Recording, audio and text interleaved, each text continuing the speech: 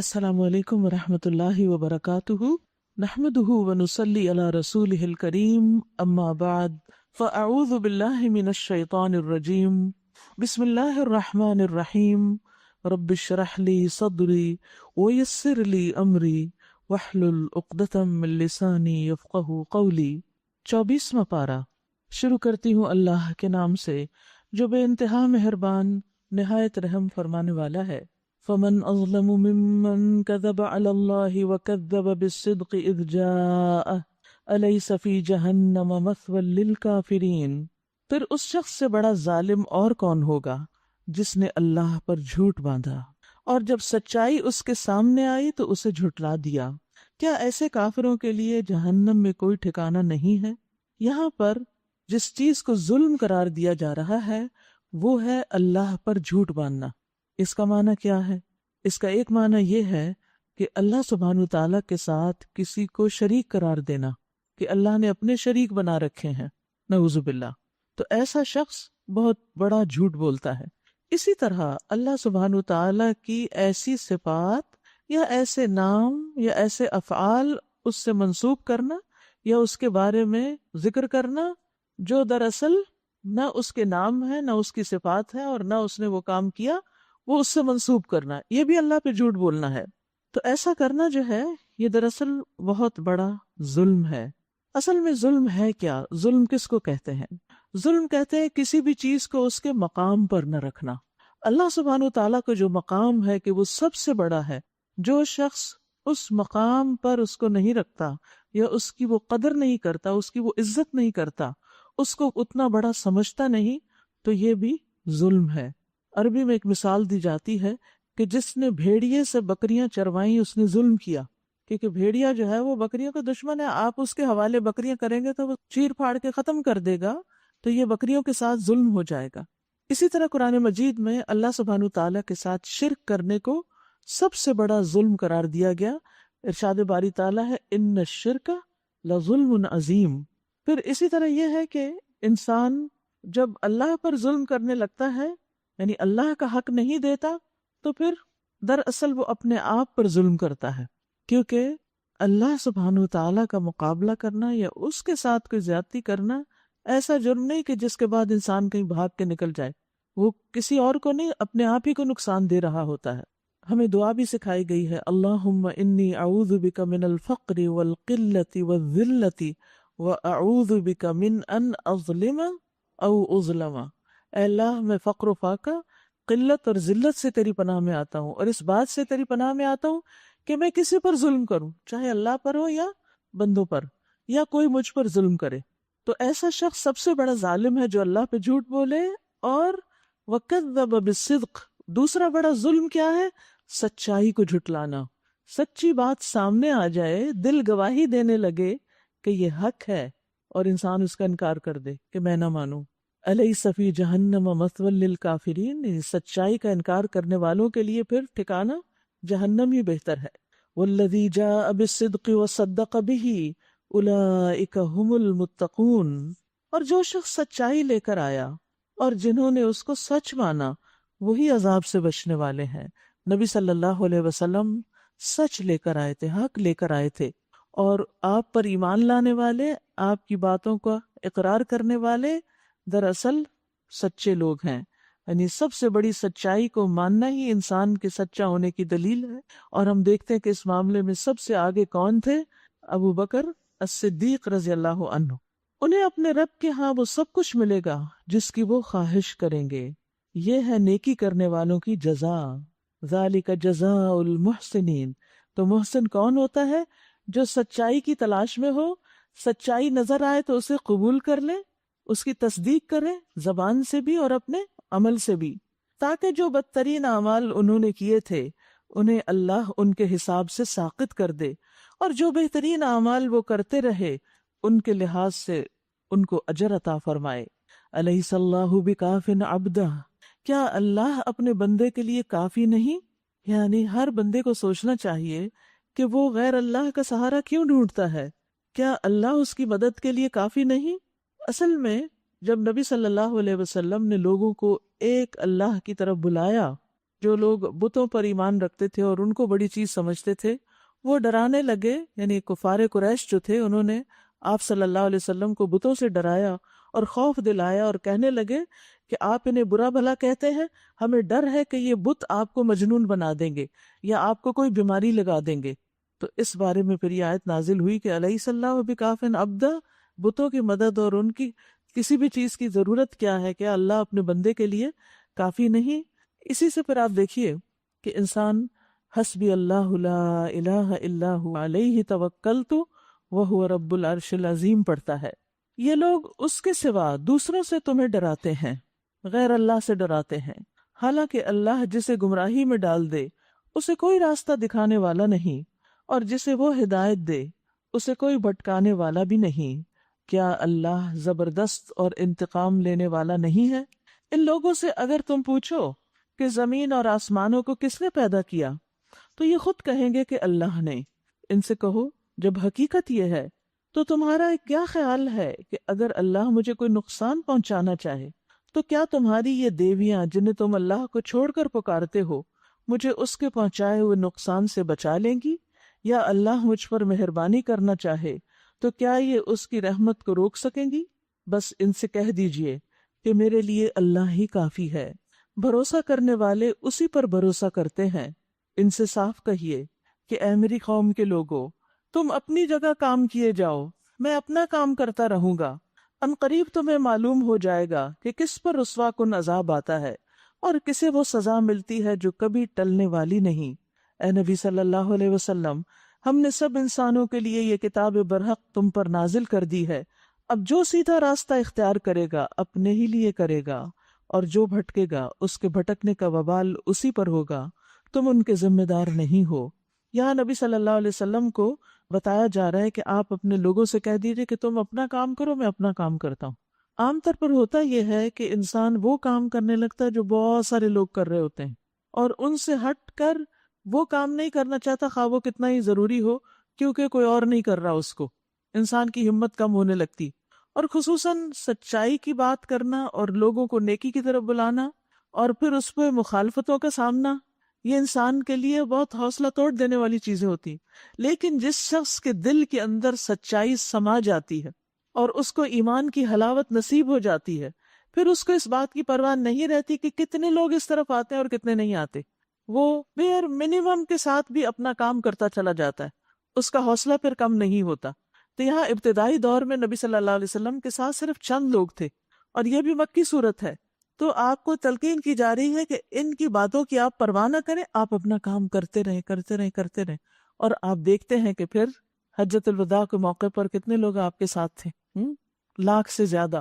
اور اگر آپ اس وقت ہمت چھوڑ دیتے کہ صرف چند ہی لوگ ساتھ ہیں اور یہ تو کچھ تعداد بڑھ نہیں رہی، اور یہ حقیقت ہے کہ مکہ سے ہجرت تک بہت کم لوگ مسلمان ہوئے تھے، لیکن بعد میں آپ دیکھیں کہ کس تیزی کے ساتھ اسلام پھیل گیا۔ یعنی جنگ بدر میں 313 گئے تھے، لیکن فتح مکہ کے موقع پر آپ دیکھیں کہ کتنی بڑی تعداد تھی، اور غزوہ حنین جو فتح مکہ کے فوراً بعد ہوا اس میں 12,000 لوگ آپ کے ساتھ شامل تھے، اور خواتین پیچھے، یعنی تعداد کتنی زیادہ بڑھ چکی تھی، اور یہ صرف چند سالوں کے اندر نقشہ پلٹ گیا تھا۔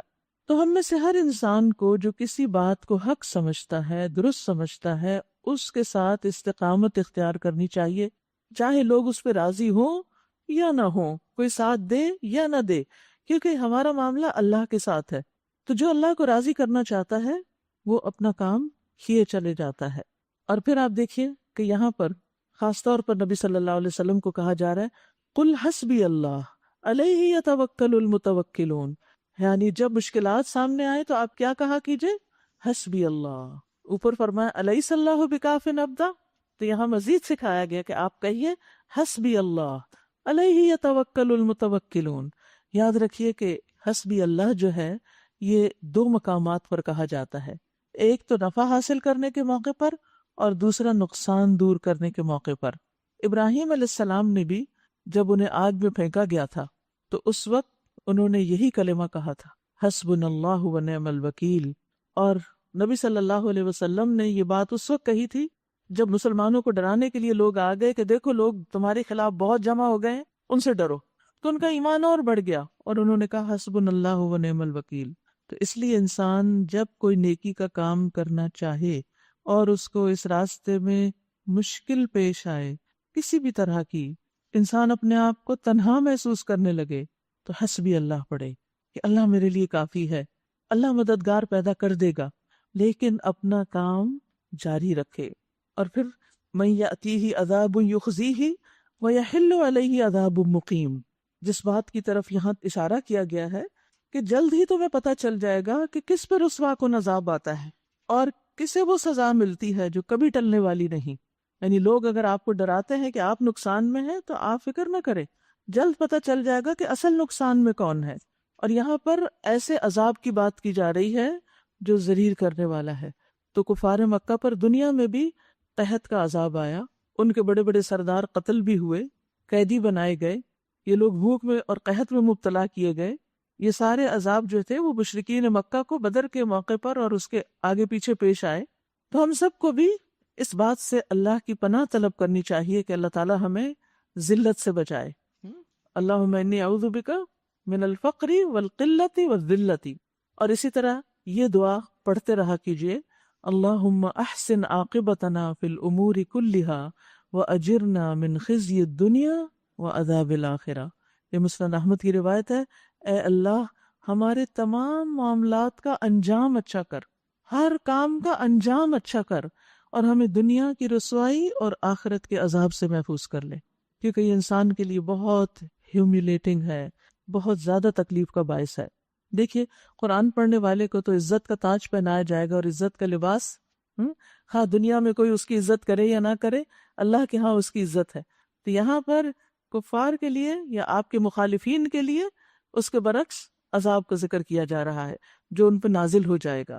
اے نبی صلی اللہ علیہ وسلم، ہم نے سب انسانوں کے لیے کتاب برحق آپ پر نازل کر دی ہے۔ اس سے کیا پتہ چلتا ہے کہ یہ کتاب سارے انسانوں کے لیے ہے اور حق لے کر نازل ہوئی ہے۔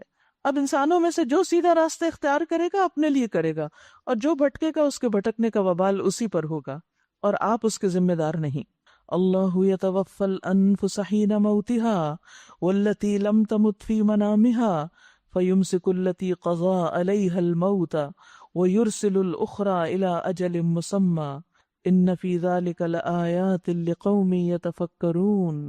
وہ اللہ ہی ہے جو موت کے وقت روحیں قبض کرتا ہے، یعنی اللہ کے اذن سے ہی موت آتی ہے۔ ما کان لنفس ان تموت الا باذن اللہ، اللہ کا حکم نہ ہو تو انسان بڑے سے بڑے حادثے سے بھی بچ جاتا ہے۔ بعض اوقات آپ نے دیکھا ہوگا کہ ایکسیڈنٹس میں پوری پوری گاڑیاں تباہ ہو جاتی ہیں، لیکن اندر ڈرائیور یا کوئی ایک سوار بالکل صحیح سلامت باہر نکل آتا ہے، اس کو خراش تک نہیں آتی۔ اور جو ابھی نہیں مرا اس کی روح نیند میں قبض کر لیتا ہے، یعنی نیند میں بھی ہماری ایک روح جاتی ہے، پھر وہ جس پر موت کا فیصلہ نافذ کرتا ہے اسے روک لیتا ہے، وہ روح واپس نہیں آتی اور انسان فوت ہو جاتا ہے۔ اور دوسروں کی روحیں ایک وقت مقرر تک کے لیے واپس بھیج دیتا ہے۔ ہر روز رات کو ہم اس تجربے سے گزرتے ہیں۔ اس میں بڑی نشانیاں ہیں ان لوگوں کے لیے جو غور و فکر کریں، یعنی اس آیت میں اللہ کی قدرت کی نشانی ہے، روحوں کو روکنا، روحوں کو بھیجنا اور روحوں کو مستقل طور پر قبض کر لینا۔ یعنی روح جو ہے نا بذات خود ایک اللہ کی نشانی ہے۔ کس طرح ماں کے پیٹ میں بچے کے اندر وہ آتی ہے اور کس طرح موت کے وقت وہ نکل جاتی ہے، اور کس طرح رات کو سوتے وقت ہماری ایک روح ہم سے چلی جاتی ہے اور پھر صبح اٹھتے ہیں ہم تو پھر وہ واپس آتی ہے۔ تو اس میں نشانی ہے، غور و فکر کرنا چاہیے۔ کیا سبق لینا چاہیے اس سے؟ کہ ہم ہر روز سوتے وقت اپنی موت کو یاد رکھیں۔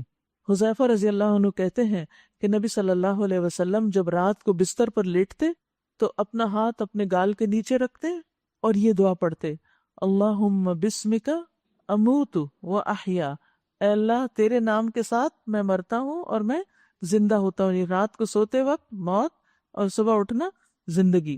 اور اسی طرح جب آپ صبح اٹھتے تھے تو کیا پڑھتے تھے؟ الحمدللہ الذی احیانا، سب تعریف اللہ کے لیے جس نے ہمیں زندہ کیا۔ یعنی نیند کیا ہے؟ موت کی بہن، بعد ما اماتنا، اس کے بعد کہ ہم مر چکے تھے، وَإِلَيْهِ النُّشُورُ، اور ایک دن اسی طرح قبروں سے اٹھ کر اس کے حضور حاضر ہو جائیں گے، اس کی طرف اٹھ کر جانا ہے۔ اور رات کو سوتے وقت اللہ سے حفاظت کی دعا بھی کیا کریں۔ اور وہ دعا کیا ہے؟ نبی صلی اللہ علیہ وسلم نے فرمایا، تم میں سے جب کوئی شخص بستر پر لیٹے تو پہلے اپنی چادر کے کنارے سے بستر جھاڑ لے، یعنی اس کو جھٹک لینا چاہیے، جیسے دوپٹہ ہے یا کوئی بھی کپڑا ہے اس کے ساتھ اس کو ڈسٹنگ کر لیں، کیونکہ وہ نہیں جانتا کہ اس کی بے خبری میں کیا چیز اس کے اوپر آ گئی۔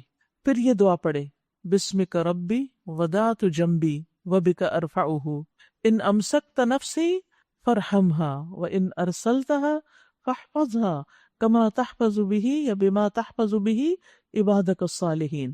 میرے رب، تیرے نام سے میں نے اپنا پہلو رکھا ہے، تیرے ہی نام سے اٹھوں گا یا اس کو اٹھاؤں گا۔ اگر تو نے میری جان کو روک لیا، یعنی آج کی رات میری روح جو جا رہی ہے واپس نہ آئی، تو اس پر رحم کر دینا، اور اگر اس کو چھوڑ دیا، یعنی زندگی ابھی اور باقی ہے، تو اس کی حفاظت اسی طرح کرنا جس طرح تو اپنے نیک بندوں کی حفاظت کرتا ہے۔ تو یہ دعا جو ہے یہ بھی رات کو پڑھ کے سونی چاہیے۔ یہ دعائیں آپ کو سونے جاگنے کے اذکار کتاب میں بھی ملیں گی، وہ کتاب آپ اپنے بیڈ سائڈ ٹیبل کی ڈرار میں رکھ لیجئے، رات کو سوتے وقت دیکھ کے کچھ دن پڑھیں گے تو زبانی بھی یاد ہو جائیں گی۔ اسی طرح یہ کتاب جو ہے اس موبائل کی ایپس میں موجود ہے، سونے جاگنے کے اذکار، تو اس کو ڈاؤن لوڈ کر کے جب سوئے تو آپ اس سے دیکھ کر پڑھ سکتے ہیں، اور اس میں یہ ساری دعائیں اور سورۃ الملک اور السجدہ یہ بھی سب کچھ شامل ہے۔ ان کا آڈیو بھی ہے، اگر پڑھنی نہ آئے تو انسان سن بھی سکتا ہے، لیکن یہ ہے کہ والذاکرین اللہ کثیرا والذاکرات میں شمار ہونے کے لیے رات کا یہ ذکر ضروری ہے۔ اور یہ کتنی خوبصورت دعا ہے کہ اللہ تو ہماری روح لے رہا ہے، اگر تو نے واپس نہیں دینا تو اس پہ رحم کر دینا، یعنی گویا اپنے لیے خود ہی دعا مانگ کے ہم سو رہے ہیں، یعنی ایک اچھے خاتمے کی دعا مانگ کے سوتے ہیں۔ کیا اس اللہ کو چھوڑ کر، یعنی جو اتنی قوت کا مالک ہے کہ روح کو لے بھی لیتا ہے اور چھوڑ بھی دیتا ہے، ان لوگوں نے دوسروں کو سفارشی بنا رکھا ہے؟ ان سے کہو کیا وہ شفاعت کریں گے خواہ ان کے اختیار میں کچھ بھی نہ ہو اور وہ سمجھتے بھی نہ ہوں؟ کہو شفاعت ساری کی ساری اللہ کے اختیار میں ہے، آسمانوں اور زمین کی بادشاہی کا وہی مالک ہے، پھر اسی کی طرف تم پلٹائے جانے والے ہو۔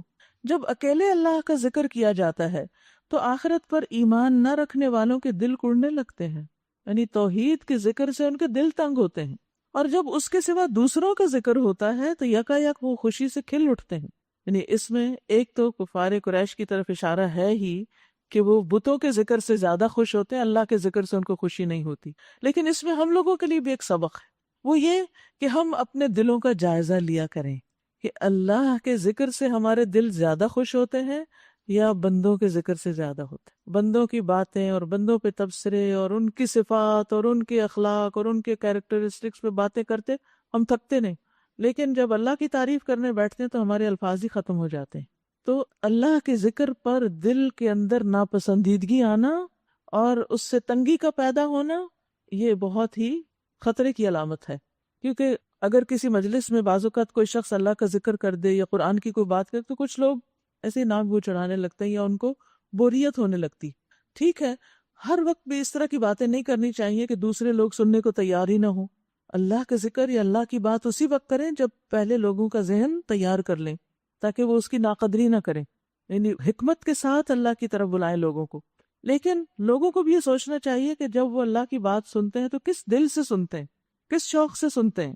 اور یہاں پر خاص طور پر اذا ذکر اللہ وحدہ، اکیلے اسی کا ذکر، اللہ کی توحید کا، یعنی لا الہ الا اللہ جب کہا جاتا ہے تو آپ دیکھیے کہ مومن تو دن میں کتنی بار لا الہ الا اللہ پڑھتا ہے۔ مثلاً اذان میں پڑھی جاتی، اذان کے بعد کی جو دعا ہے اس میں اشہد ان لا الہ الا اللہ، پھر وضو کے بعد جو یہ پڑھتا ہے اشہد ان لا الہ الا اللہ وحدہ لا شریک لہ وان محمدا عبدہ ورسولہ، اس کے لیے جنت کے 8 دروازے کھول دیے جاتے ہیں۔ تو وضو کے بعد بھی انسان اللہ کا ذکر کرے، آغاز بھی بسم اللہ سے کرے اور اختتام پر بھی دعا پڑھے۔ پھر اسی طرح نماز کے بعد 33 بار تسبیحات پڑھ کے پھر ہم کیا پڑھتے ہیں؟ لا الہ الا اللہ وحدہ، وہاں بھی وحدہ کا ذکر ہے۔ ان سارے کلمات میں وحدہ کا لفظ آتا ہے۔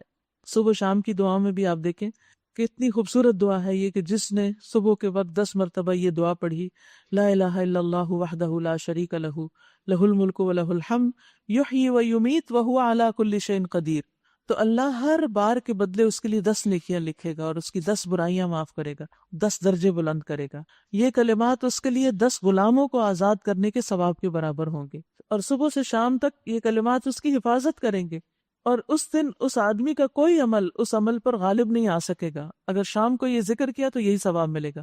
تو صبح شام کی دعا میں یعنی اللہ کی وحدانیت کا ذکر جو ہے وہ اتنا زیادہ برکت کا باعث ہے۔ اور یہ بار بار میں یاد دہانی کیوں کراتی ہوں، کیونکہ قرآن مجید تو ہم پڑھ لیتے لیکن عملی زندگی میں اگر یہ نہیں آتا تو پھر فائدہ نہیں ہے سب کچھ پڑھنے کا۔ تو ان دعاؤں کو یاد بھی کر لیجئے اور ان کا اہتمام بھی کیجئے. کچھ زیادہ دیر نہیں لگتی لیکن فائدے کتنے. حفاظت کا وعدہ ہے. شام کو پڑھنے والے کے لیے بھی اسی طرح حفاظت کا وعدہ ہے. قل اللہم فاطر السماوات والارض عالم الغیب والشہادۃ انت تحکم بین عبادک فیما کانوا فیہ یختلفون. کہو اے اللہ، آسمانوں اور زمین کے پیدا کرنے والے، حاضر و غائب کے جاننے والے، تو ہی اپنے بندوں کے درمیان اس چیز کا فیصلہ کرے گا جس میں وہ اختلاف کرتے رہے ہیں. اگر ان ظالموں کے پاس زمین کی ساری دولت بھی ہو اور اتنی ہی اور بھی، تو یہ قیامت کے دن کے برے عذاب سے بچنے کے لیے سب کچھ فدیے میں دینے کے لیے تیار ہو جائیں گے، سب کچھ دینا چاہیں گے. لیکن وہاں کیا ہوگا؟ وَبَدَا لَهُم مِّنَ اللَّهِ مَا لَمْ يَكُونُوا يَحْتَسِبُونَ. وہاں اللہ کی طرف سے ان کے سامنے وہ کچھ آئے گا جس کا انہوں نے کبھی اندازہ ہی نہیں لگایا. یعنی عذاب کی ایسی شدت جس کا انہوں نے کبھی سوچا بھی نہیں ہوگا. سلف صالحین جو تھے وہ اس آیت کو پڑھ کے بہت ڈرتے تھے. مجاہد کہتے ہیں کہ اس سے مراد لوگوں کے وہ اعمال ہیں جنہیں لوگ نیک عمل سمجھ کے کرتے ہیں لیکن اصل میں وہ برے کام تھے. یعنی کچھ لوگ جیسے بدعات وغیرہ کرتے ہیں تو وہ کیا کرتے ہیں، اس کو نیکی سمجھ کے کرتے ہیں حالانکہ اس کی کوئی دلیل نہیں. اور ہو سکتا ہے کہ انہوں نے یہ گمان کر لیا ہو کہ ان کے یہ گناہ توبہ کے بغیر ہی معاف ہو جائیں گے، اور کل جب وہ اللہ کے حضور پہنچے تو وہ سارے گناہ وہاں موجود ہیں اور ان کی سزا بھی. اب انسان کیا سوچ رہا تھا کہ اللہ معاف کرنے والا ہے، اور آگے کیا ہوا کہ عذاب انتظار کر رہا ہے. اس سے زیادہ انسان کے لیے پریشانی کی بات کیا ہو سکتی کہ انسان کسی خوش فہمی میں مبتلا ہو اور آگے نتیجہ کچھ اور ہی ہو. یعنی بدالہم ظاہر ہو جائے گا، ان کے لیے عذاب سامنے آ جائے گا. سفیان ثوری اس آیت کے بارے میں کہتے ہیں کہ ریاکاری کرنے والوں کے لیے تباہی ہے، دکھاوا کرنے والوں کے لیے تباہی ہے. یہ ان کے بارے میں آیت ہے، یہ ان کا قصہ ہے کہ وہ سمجھتے ہیں وہ بڑے اچھے کام کر رہے ہیں لیکن دکھاوے کے کر کے ساتھ ساتھ ضائع کیے چلے جا رہے ہیں. اور کل قیامت کے دن جب وہ پہنچیں گے تو کہیں گے ہم نے تو اتنے نیک کام کیے تھے، ان کا اجر کہاں ہے؟ تو اجر کی بجائے ان کے لیے وہاں سزا سامنے ہوگی. اکرمہ کہتے ہیں کہ محمد بن منکدر اپنی موت کے وقت بہت زیادہ گھبرائے تو ان کو کہا گیا کہ یہ خوف اور گھبراہٹ کس بات پہ ہے، آپ کیوں اتنا ڈرے ہوئے ہیں؟ انہوں نے کہا اللہ کی کتاب میں ایک آیت ہے جس سے میں ڈرتا ہوں، اور وہ یہ ہے وَبَدَا لَهُم مِّنَ اللَّهِ مَا لَمْ يَكُونُوا يَحْتَسِبُونَ. اور میں ڈرتا ہوں کہ میرے سامنے وہ کچھ نہ آ جائے جس کا مجھے گمان ہی نہ ہو. اب دیکھیے کتنے ہی گناہ ایسے ہیں جو کر کے ہم بھول ہی جاتے ہیں، ان پہ توبہ بھی نہیں کرتے. تو کچھ کبیرہ گناہ ایسے ہوتے ہیں جن پہ توبہ لازم ہوتی. آپ بتائیے کہ جتنی بار زندگی میں غیبت کی، ادھر کی بات ادھر، ادھر کی ادھر، اس پہ کبھی توبہ بھی کی کہ اللہ میں نے تو بہت ہی بڑا گناہ کر لیا؟ نہیں، ہم تو اس کو جسٹیفائی بھی کرتے ہیں.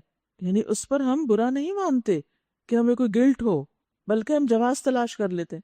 اب آپ دیکھیے ایسی ساری باتیں جو غلط تھیں جن کا ہم جواز تلاش کرتے رہے، یہاں اگر ان پہ معافی بھی نہیں مانگی، توبہ ہی نہیں کی، تو کل قیامت کے دن وہ کسی اور کے حصے میں تو نہیں چلی جائیں گی. جو ہمارے منہ سے نکلا وہ تو ہمارے حصے میں آئے گا، اور وہ سامنے ہوگا تو کریں گے کیا؟ ہم سمجھتے ہیں آیات کفار کے لیے، ان کے سامنے عذاب آئے گا کیونکہ انہوں نے دنیا میں شرک کیا. اتنے بڑے بڑے علماء اس سے ڈر رہے ہیں کہ ہم دنیا میں نیک کام تو کرتے رہے لیکن کوئی پتہ نہیں کہ ان کے اندر کتنا اخلاص تھا، قبولیت کس درجے کی ہوئی. تو یہ نیتوں کا اخلاص جو ہے اور اپنے آپ کو نیک کام پہ جما کے رکھنا تاکہ کیا کرایا ضائع نہ ہو، کیونکہ بعض اوقات احسان جتانے سے صدقات ضائع ہو جاتے ہیں. تو ان ساری باتوں کا بھی پتہ ہونا چاہیے کہ جن سے عمل ضائع ہوتے ہیں، شرک سے ضائع ہوتے ہیں، اسی طرح غیبت سے ضائع ہوتے ہیں، کیونکہ جس کی ہم غیبت کر رہے ہوتے ہیں ہمارے نیک اعمال اس کی طرف ٹرانسفر ہو جاتے ہیں، وہ نیکیاں اس کو دے دی جاتی ہیں. اور اسی طرح بدگمانی اور بہت سی اور گناہ ہیں کہ جو اعمال کو ضائع کرنے کا باعث بن جاتے ہیں. وَبَدَا لَهُمْ سَيِّئَاتُ مَا كَسَبُوا. وہاں اپنی کمائی کے سارے برے نتائج ان پہ کھل جائیں گے، وہ سیئات ان کے سامنے آ جائیں گی، گناہ سامنے آ جائے اور گناہ شکل اختیار کریں گے، اور وہی چیز ان پہ مسلط ہو جائے گی جس کا یہ مذاق اڑاتے رہے. یعنی دنیا میں اس کو معمولی گناہ سمجھتے رہے اور کل قیامت کے دن وہ تو وبال جان بنا ہوا ہوگا. فَإِذَا مَسَّ الْإِنسَانَ ضُرٌّ دَعَانَا. یہی انسان جب ذرا سی مصیبت اسے چھو جاتی ہے تو ہمیں پکارتا ہے، اور جب ہم اسے اپنی طرف سے نعمت دے کر اپھار دیتے ہیں تو کہتا ہے، یعنی ہم نعمت عطا کر دیتے ہیں تو کہتا ہے یہ تو مجھے علم کی بنا پر دیا گیا، میں تو بہت پڑھا لکھا انسان ہوں نا، اس لیے مجھے یہ جاب مل گئی ہے. کتنے ہی پڑھے لکھے ایسے ہیں جو بیکار پھرتے ہیں. جب اللہ کوئی جاب دیتا ہے یا کوئی کام دیتا ہے تو بھی اللہ ہی کی رحمت اور فضل ہوتا ہے. صرف ہمارا علم کچھ نہیں کرتا، وہ تو صرف ایک سبب ہے جو ہم نے اختیار کیا، اصل تو اللہ کا اذن ہوتا ہے۔ نہیں، بلکہ یہ آزمائش ہے، مگر ان میں سے اکثر لوگ جانتے نہیں ہیں، یعنی لوگوں کو اس بات کا شعور ہی نہیں، ریئلائزیشن ہی نہیں۔ یہی بات ان سے پہلے گزرے ہوئے لوگ بھی کہہ چکے ہیں، مگر جو کچھ وہ کماتے تھے وہ ان کے کسی کام نہ آیا، پھر اپنی کمائی کے برے نتائج انہوں نے بھگتے۔ اور ان لوگوں میں سے جو بھی ظالم ہیں وہ عنقریب اپنی کمائی کے برے نتائج بھگتیں گے، یہ ہمیں عاجز کر دینے والے نہیں ہیں۔ اور کیا انہیں معلوم نہیں ہے کہ اللہ جس کا چاہتا ہے رزق کشادہ کر دیتا ہے؟ یعنی رزق کا زیادہ کرنا بھی اللہ ہی کے اذن سے ہوتا ہے، اس لیے رزق کے معاملے میں تنگی ہو تو اللہ ہی کو پکاریں، اور جس کا چاہتا ہے تنگ کر دیتا ہے، یہ بھی اس کی مشیت ہوتی ہے، اس کا ارادہ ہوتا ہے، کسی کی بندش نہیں ہوتی۔ اس میں نشانیاں ہیں ان لوگوں کے لیے جو ایمان لاتے ہیں۔ قُلْ يَا عِبَادِيَ الَّذِينَ أَسْرَفُوا عَلَىٰ أَنفُسِهِمْ لَا تَقْنَطُوا مِن رَحْمَتِ اللَّهِ، کہہ دیجئے کہ اے میرے بندو، جنہوں نے اپنی جانوں پر زیادتی کی ہے، اللہ کی رحمت سے مایوس نہ ہو جاؤ، یعنی گناہوں کا احساس ہو جائے تو توبہ کر لو، یقیناً اللہ سارے گناہ معاف کر دیتا ہے، وہ تو غفور الرحیم ہے۔ پلٹ آؤ اپنے رب کی طرف اور مطیع بن جاؤ اس سے پہلے کہ تم پر عذاب آ جائے، پھر کہیں سے تمہیں مدد نہ مل سکے۔ یعنی انسان کو توبہ کرنے میں کبھی بھی دیر نہیں کرنی چاہیے، اپنے گناہوں سے کبھی ڈس اپوائنٹ نہیں ہونا چاہیے، مایوس نہیں ہونا چاہیے، سب معاف ہو سکتا ہے، بس واپس پلٹنے کی دیر ہے، رجوع کرنے کی ضرورت ہے، نیکیوں کا سفر اختیار کرنے کی ضرورت ہے، اور پیروی اختیار کر لو اپنے رب کی بھیجی ہوئی کتاب کے بہترین پہلو کی، اس سے پہلے کہ تم پر اچانک عذاب آ جائے کہ تمہیں خبر بھی نہ ہو۔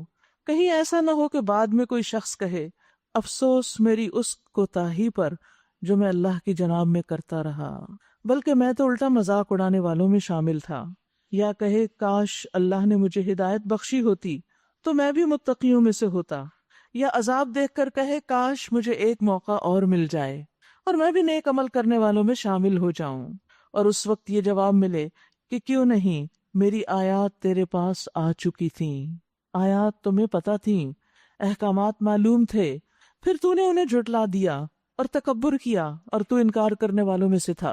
آج جن لوگوں نے اللہ پر جھوٹ باندھے ہیں وہ پیچھے جو گزر چکا، کذب علی اللہ، قیامت کے روز تم دیکھو گے ان کے منہ کالے ہوں گے۔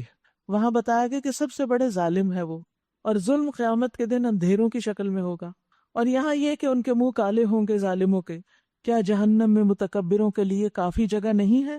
اس کے برعکس جن لوگوں نے یہاں تقویٰ کیا دنیا میں، ان کے اسباب کامیابی کی وجہ سے اللہ ان کو نجات دے گا، ان کو کوئی غضب نہ پہنچے گا، کوئی تکلیف نہ پہنچے گی، اور نہ وہ غمگین ہوں گے۔ اللہ خالق کل شیء وہو علی کل شیء وکیل، اللہ ہر چیز کا خالق ہے اور وہی ہر چیز کا نگہبان ہے، سب چیزوں کی حفاظت بھی وہی کرتا ہے، زمین اور آسمانوں کے خزانوں کی کنجیاں اسی کے پاس ہیں، کوئی نہیں چرا سکتا۔ اور جو لوگ اللہ کی آیات سے کفر کرتے ہیں وہی گھاٹے میں رہنے والے ہیں۔ ان سے کہیے پھر کیا اے جاہلو، تم اللہ کے سوا کسی اور کی بندگی کرنے کے لیے مجھ سے کہتے ہو؟ یہ بات تمہیں ان سے صاف کہہ دینی چاہیے، کیونکہ تمہاری طرف اور تم سے پہلے گزرے ہوئے تمام انبیاء کی طرف یہ وہی بھیجی گئی ہے کہ اگر تم نے شرک کیا تو تمہارا عمل ضائع ہو جائے گا۔ پیچھے بھی اعمال کے ضائع ہونے کی بات تھی نا۔ شرک نمبر 1 خرابی ہے جس سے انسان کی ساری نیکیاں ضائع ہو جاتی ہیں، اس لیے توحید کا علم سیکھنا بہت ضروری ہے۔ فَاعْلَمْ أَنَّهُ لَا إِلَٰهَ إِلَّا هُوَ، جتنی چیزیں شرک کی کیٹیگری میں آتی ہیں ان سب کا اچھی طرح پتہ ہونا ضروری ہے کہ کہیں بھولے سے بھی اس میں نہ جا پڑے۔ تو تمام پیغمبروں سے اللہ نے کہا کہ اگر تم نے بھی شرک کیا تو تمہارا بھی عمل ضائع ہو جائے گا، یعنی انبیاء علیہ السلام کا بڑے سے بڑا عمل ضائع ہو سکتا تو باقی لوگوں کا کیا ہوگا، اور تم خسارے میں رہو گے۔ لہٰذا اے نبی صلی اللہ علیہ وسلم تم بس اللہ ہی کی بندگی کرو، وَكُم مِّنَ الشَّاكِرِينَ، اور شکر گزار بندوں میں سے ہو جاؤ۔ ان لوگوں نے اللہ کی قدر ہی نہ کی جیسا کہ اس کی قدر کرنے کا حق ہے۔ اس کی قدرت کاملہ کا حال تو یہ ہے کہ قیامت کے روز پوری زمین اس کی مٹھی میں ہوگی اور آسمان اس کے دست راست میں لپٹے ہوئے ہوں گے، پاک اور بالا تر ہے وہ اس شرک سے جو یہ لوگ کرتے ہیں، اور اس روز سور پھونکا جائے گا اور وہ سب مر کے گر جائیں گے، سب کے سب جو زندہ ہوں گے سور پھونکنے سے، انسان حیوان سب بے ہوش ہو کے گر پڑیں گے۔ جو آسمانوں اور زمین میں ہے سوائے ان کے جنہیں اللہ زندہ رکھنا چاہے۔ پھر ایک دوسرا سور پھونکا جائے گا اور یکا یک سب کے سب اٹھ کر دیکھنے لگیں گے۔ وَأَشْرَقَتِ الْأَرْضُ بِنُورِ رَبِّهَا، زمین اپنے رب کے نور سے چمک اٹھے گی، کتاب اعمال لا کر رکھ دی جائے گی، انبیاء اور تمام گواہ حاضر کر دیے جائیں گے، لوگوں کے درمیان ٹھیک ٹھیک حق کے ساتھ فیصلہ کر دیا جائے گا اور ان پر کوئی ظلم نہ ہوگا، اور ہر شخص کو جو کچھ بھی اس نے عمل کیا تھا اس کا پورا پورا بدلہ دے دیا جائے گا۔ لوگ جو کچھ بھی کرتے ہیں اللہ اس کو خوب جانتا ہے۔ یہاں ایک بہت بڑی حقیقت بتائی جا رہی ہے قیامت کے دن سے متعلق، اور وہ کیا ہے؟ وہ اشرقت الارض بنور ربها، زمین اپنے رب کے نور سے چمک اٹھے گی۔ ابھی زمین کا کیا رنگ ہے اور کیا چمک ہے اس میں؟ پانی والی جگہ یا ریت والی تو کچھ چمکتی ہے، لیکن ویسے تو زمین کی کوئی خاص چمک نہیں۔ قیامت کے دن زمین بھی چمک اٹھے گی، سفید روٹی کی طرح ہوگی، جس میں سے ایک ڈاٹ بھی کوئی ہو وہ بھی نظر آ رہا ہوگا، اور سب لوگوں کے بس صرف کھڑے ہونے کی جگہ ہوگی، اور یہ فیصلے کا دن ہوگا۔ قبروں سے سب لوگ نکل کے اٹھ کے سب ایک جگہ جمع ہو گئے۔ تو اس سے پتہ چلتا ہے کہ قیامت کے دن تمام روشنیاں ختم ہو جائیں گی، ماند پڑ جائیں گی، سورج بے نور ہو جائے گا، چاند کی روشنی ختم ہو جائے گی، ستارے بکھر جائیں گے اور لوگ تاریکی میں ڈوب جائیں گے۔ جب سورج بھی نہ ہو اور چاند بھی نہ ہو، ستارے بھی نہ ہو، تو پھر کیا ہوگا؟ کبھی سوچا آپ نے؟ اور یہ سب قرآن میں پڑھتے ہیں آپ؟ اندھیرا ہو جائے گا۔ اس موقع پر زمین اپنے رب کے نور سے چمک اٹھے گی، اللہ تعالیٰ تجلی فرمائیں گے اور لوگوں کے درمیان فیصلہ کریں گے، جس کا یہاں ذکر کیا جا رہا ہے، اور اس کے لیے نزول فرمائیں گے۔ اس دن اللہ تعالیٰ تمام مخلوق کو ایسی قوت اور تخلیق عطا کریں گے جس کی بنا پر وہ اللہ کی تجلی کو برداشت کر سکیں گے، اس نور کو برداشت کر سکیں گے۔ اللہ کا نور ان کو جلا نہیں ڈالے گا، ان کے لیے اللہ کا دیدار کرنا ممکن ہوگا، یعنی جو ایمان والے ہیں۔ ورنہ اللہ کا نور اس قدر عظیم ہے کہ اللہ تعالیٰ اگر اپنے چہرے سے پردہ ہٹا دے تو جہاں تک اس کی نگاہ پہنچے گی اس کے چہرے کا نور تمام مخلوق کو جلا کر راکھ کر ڈالے گا۔ یہ پتہ چلتا ہے ہمیں حدیث سے۔ اور جہاں تک سورج اور چاند ستاروں کا بے نور ہونا ہے، قرآن مجید میں آتا ہے اذا الشمس کورت، سورج لپیٹ دیا جائے گا، وخسف القمر وجمع الشمس والقمر، چاند گہنا جائے گا، سورج چاند ملا دیے جائیں گے۔ فاذا النجوم طمست، سورۃ المرسلات میں آتا ہے ستارے بے نور ہو جائیں گے، مٹا دیے جائیں گے۔ وَإِذَا الْكَوَاكِبُ انتَثَرَتْ، ستارے بکھر جائیں گے، گر پڑیں گے۔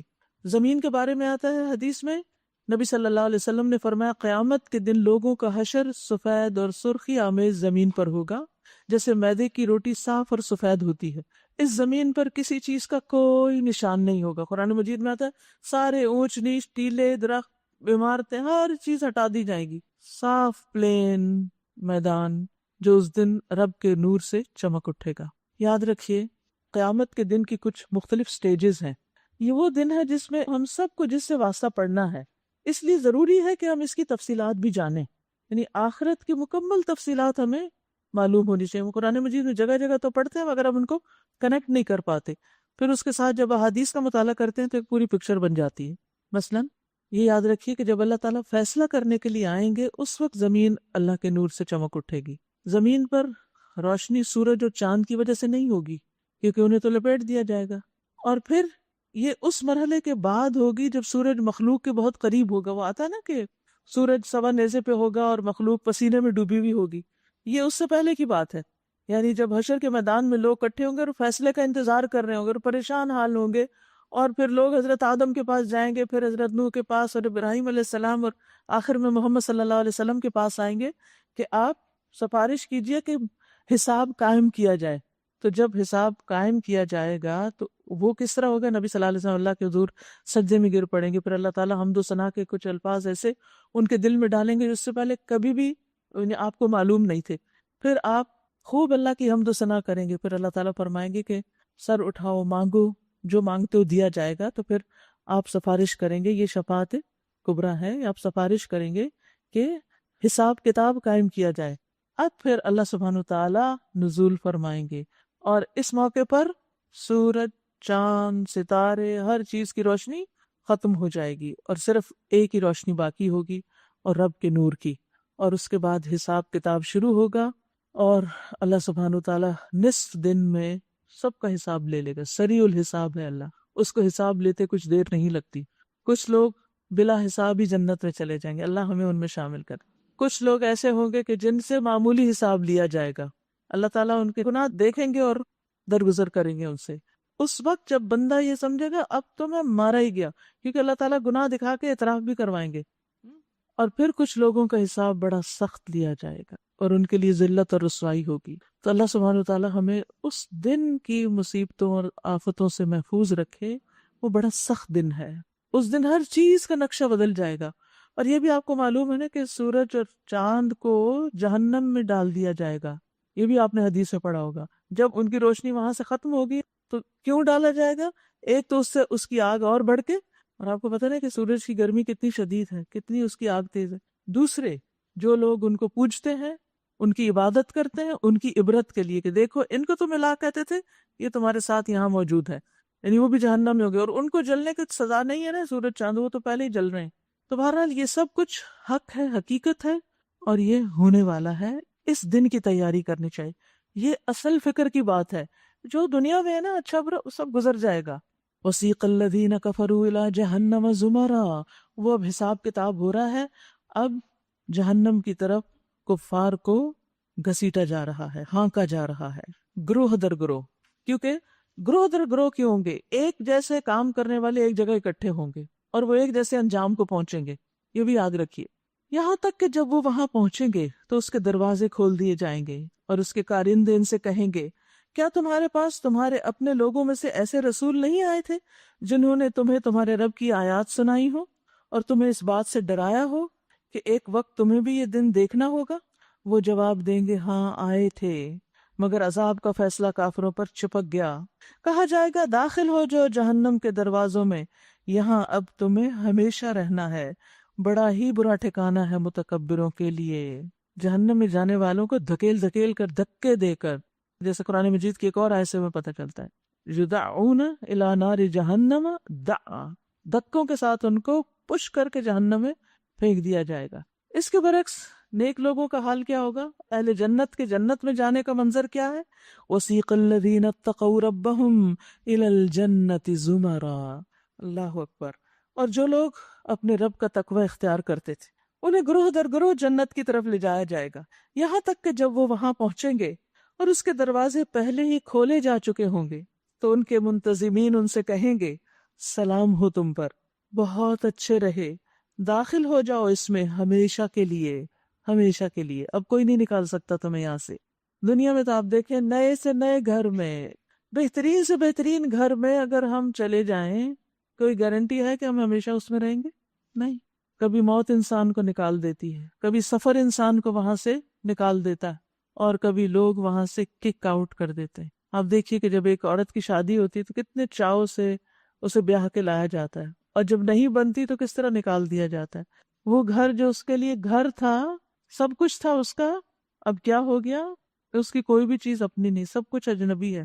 تو دنیا کے گھر جو ہیں، ہر شخص کو گھر کا ایک بہت بڑا ہم اور غم ہوتا ہے، سب کا، اور خاص طور پر خواتین جن کا سارا دن کام ہی گھر میں ہوتا ہے، تو ان کی خواہش ہوتی ہے کہ ان کا اپنا گھر ہو، چاہے جھونپڑی ہو، اپنا گھر، اپنا گھر، اپنا گھر۔ شادی ہوتے ہی بس سب سے بڑا غم یہی سر پہ سوار ہو جاتا ہے، اور زندگی بھر کی جمع پوجی انسان اس پہ لگا دیتا، ساری محنت اس کے لیے کرتا ہے، اور کیسے کرتا؟ آخرت کے گھر کو بھول کے کرتا ہے بعض اوقات۔ ہاں اگر وہ بھی ساتھ ساتھ یاد رہے تو پھر کوئی بات نہیں، ظاہر دنیا میں ٹھکانا تو چاہیے، پرندے بھی اپنا گھونسلہ بناتے ہیں، گھر بنانے میں حرج نہیں ہے، ایز لانگ ایز جائز طریقے سے بنایا گیا اور اس کا بھی حق ادا کیا گیا ہو، اور اس میں رہ کر اللہ کا حق ادا کیا جائے، ہمارے گھر ہمیں غافل کرنے والے نہ ہوں۔ لیکن ایسے گھر نہ بنائیں کہ جو میوزیم ہو اور جن میں رہ کے آپ آخرت کی یاد کو بھول جائیں۔ نبی صلی اللہ علیہ وسلم کے لیے ایک پردہ لٹکایا گیا تھا جس پر کچھ نقش و نگار تھے، آپ نے کہا یہ مجھے غافل کرتا ہے آخرت سے، اس کو اتار دو۔ تو ایسی ڈیکوریشن نہ کرے جو آپ کو آخرت سے غافل کر دے، اس طرح کا گھر ہو کہ جس میں آپ رہتے ہوئے اللہ سے ڈرتے رہیں، کیونکہ یہاں پر تقوی والوں کی بات کی جا رہی ہے کہ انہیں جنت کی طرف لے جایا جائے گا تو انہیں سلام کیا جائے گا، تم بہت اچھے رہے، داخل ہو جاؤ اس جنت میں ہمیشہ کے لیے۔ اور وہ کہیں گے شکر ہے اس اللہ کا جس نے ہمارے ساتھ اپنا وعدہ سچا کر دکھایا اور ہمیں زمین کا وارث بنا دیا، اب ہم جنت میں جہاں چاہیں اپنی جگہ بنا سکتے ہیں۔ وسیع ہے جنت، جہاں چاہیں رہیں، کیونکہ دو دو جنتیں بھی ملیں گی۔ وَلِمَنْ خَافَ مَقَامَ رَبِّهِ جنتان، جو اپنے رب کے سامنے کھڑے ہونے سے ڈرتا ہے اس کے لیے 2 جنتیں. اللہ کا خوف رحمتیں لاتا ہے، نعمتیں لاتا ہے. بس بہترین اجر ہے عمل کرنے والوں کے لیے. فَنِعْمَ أَجْرُ الْعَامِلِينَ. لیکن ہمارا زیادہ عمل اور زیادہ کام کس میں گزرتا ہے؟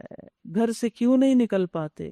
کیونکہ گھروں کے کام ہم نے اتنے بڑھا لیے ہیں اور بعض اوقات خود بھی نہیں کرتے. کروانے کے لیے بھی تو وقت چاہیے ہوتا ہے نا. نوکروں کی ایک فوج جو ہے اس کو مینج کرنا وہ بھی ایک کام ہوتا ہے.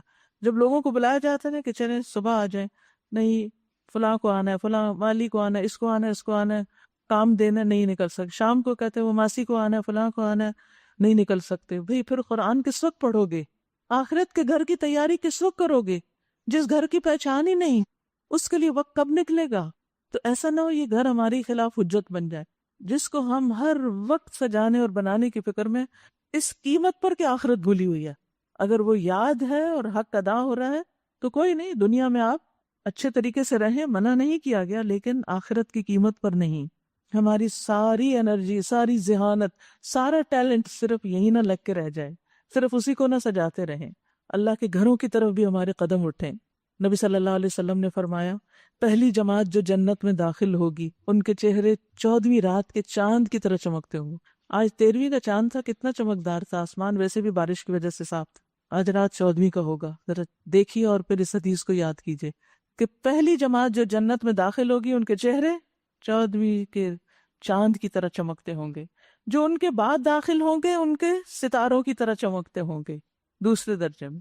ان سب کے دل الفت و محبت میں ایک شخص کے دل کی طرح ہوں گے. کوئی نفرت، عداوت، اختلاف نہیں ہوگا ان کے اندر، نہ ان کی کوئی باہمی دشمنی.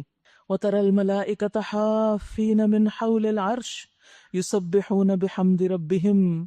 اور تم دیکھو گے فرشتے عرش کے گرد حلقہ بنائے ہوئے ہوں گے، اپنے رب کی حمد اور تسبیح کر رہے ہوں گے، اور لوگوں کے درمیان ٹھیک ٹھیک حق کے ساتھ فیصلہ چکا دیا جائے گا. یہ ہے قیامت کا دن.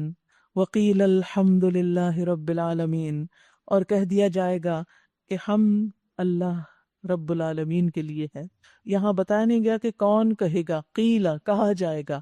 پوری کائنات کی حمد ہوگی یہ کہ اللہ نے جس مقصد کے لیے دنیا بنائی، پھر دنیا ختم کی، پھر دنیا والوں کو اٹھایا، پھر ان کے درمیان حق کے ساتھ فیصلہ کیا. جنت والے جنت میں پہنچ گئے، جہنم والے اپنے انجام کو پہنچ گئے. سب تعریف اللہ کے لیے ہے. اس وقت اللہ کی تعریف ہوگی. آسمان و زمین والے، نیک و بد، جن و انس، یہاں تک کہ جہنم میں پڑے ہوئے لوگ بھی اللہ ہی کی حمد بیان کریں گے. یاد رکھیے آدم علیہ السلام جب پیدا ہوئے تو ان میں اللہ نے روح پھونکی، روح ناک تک آئی تو انہوں نے چھینک ماری اور کہا الحمدللہ رب العالمین. تو پہلے لفظ جو ان کے منہ سے نکلے وہ کیا ہے؟ الحمدللہ. تو اللہ تعالیٰ نے فرمایا یرحمک اللہ. جان نکلتے ہوئے مومن کیا کہتا ہے؟ حدیث میں آتا ہے یقیناً مومن کے ہر حال میں خیر ہے.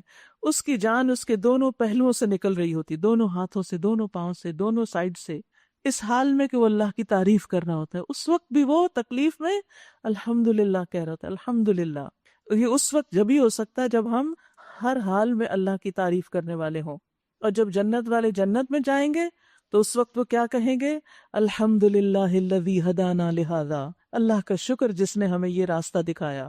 اور پھر جنت میں پہنچ کر ان کا اور کوئی کام اور کوئی عبادت نہیں ہوگی سوائے اس کے کہ تسبیح اور اللہ کی حمد ان کے اندر الہام کر دی جائے گی، ان کے سانس کے ساتھ جاری ہوگی.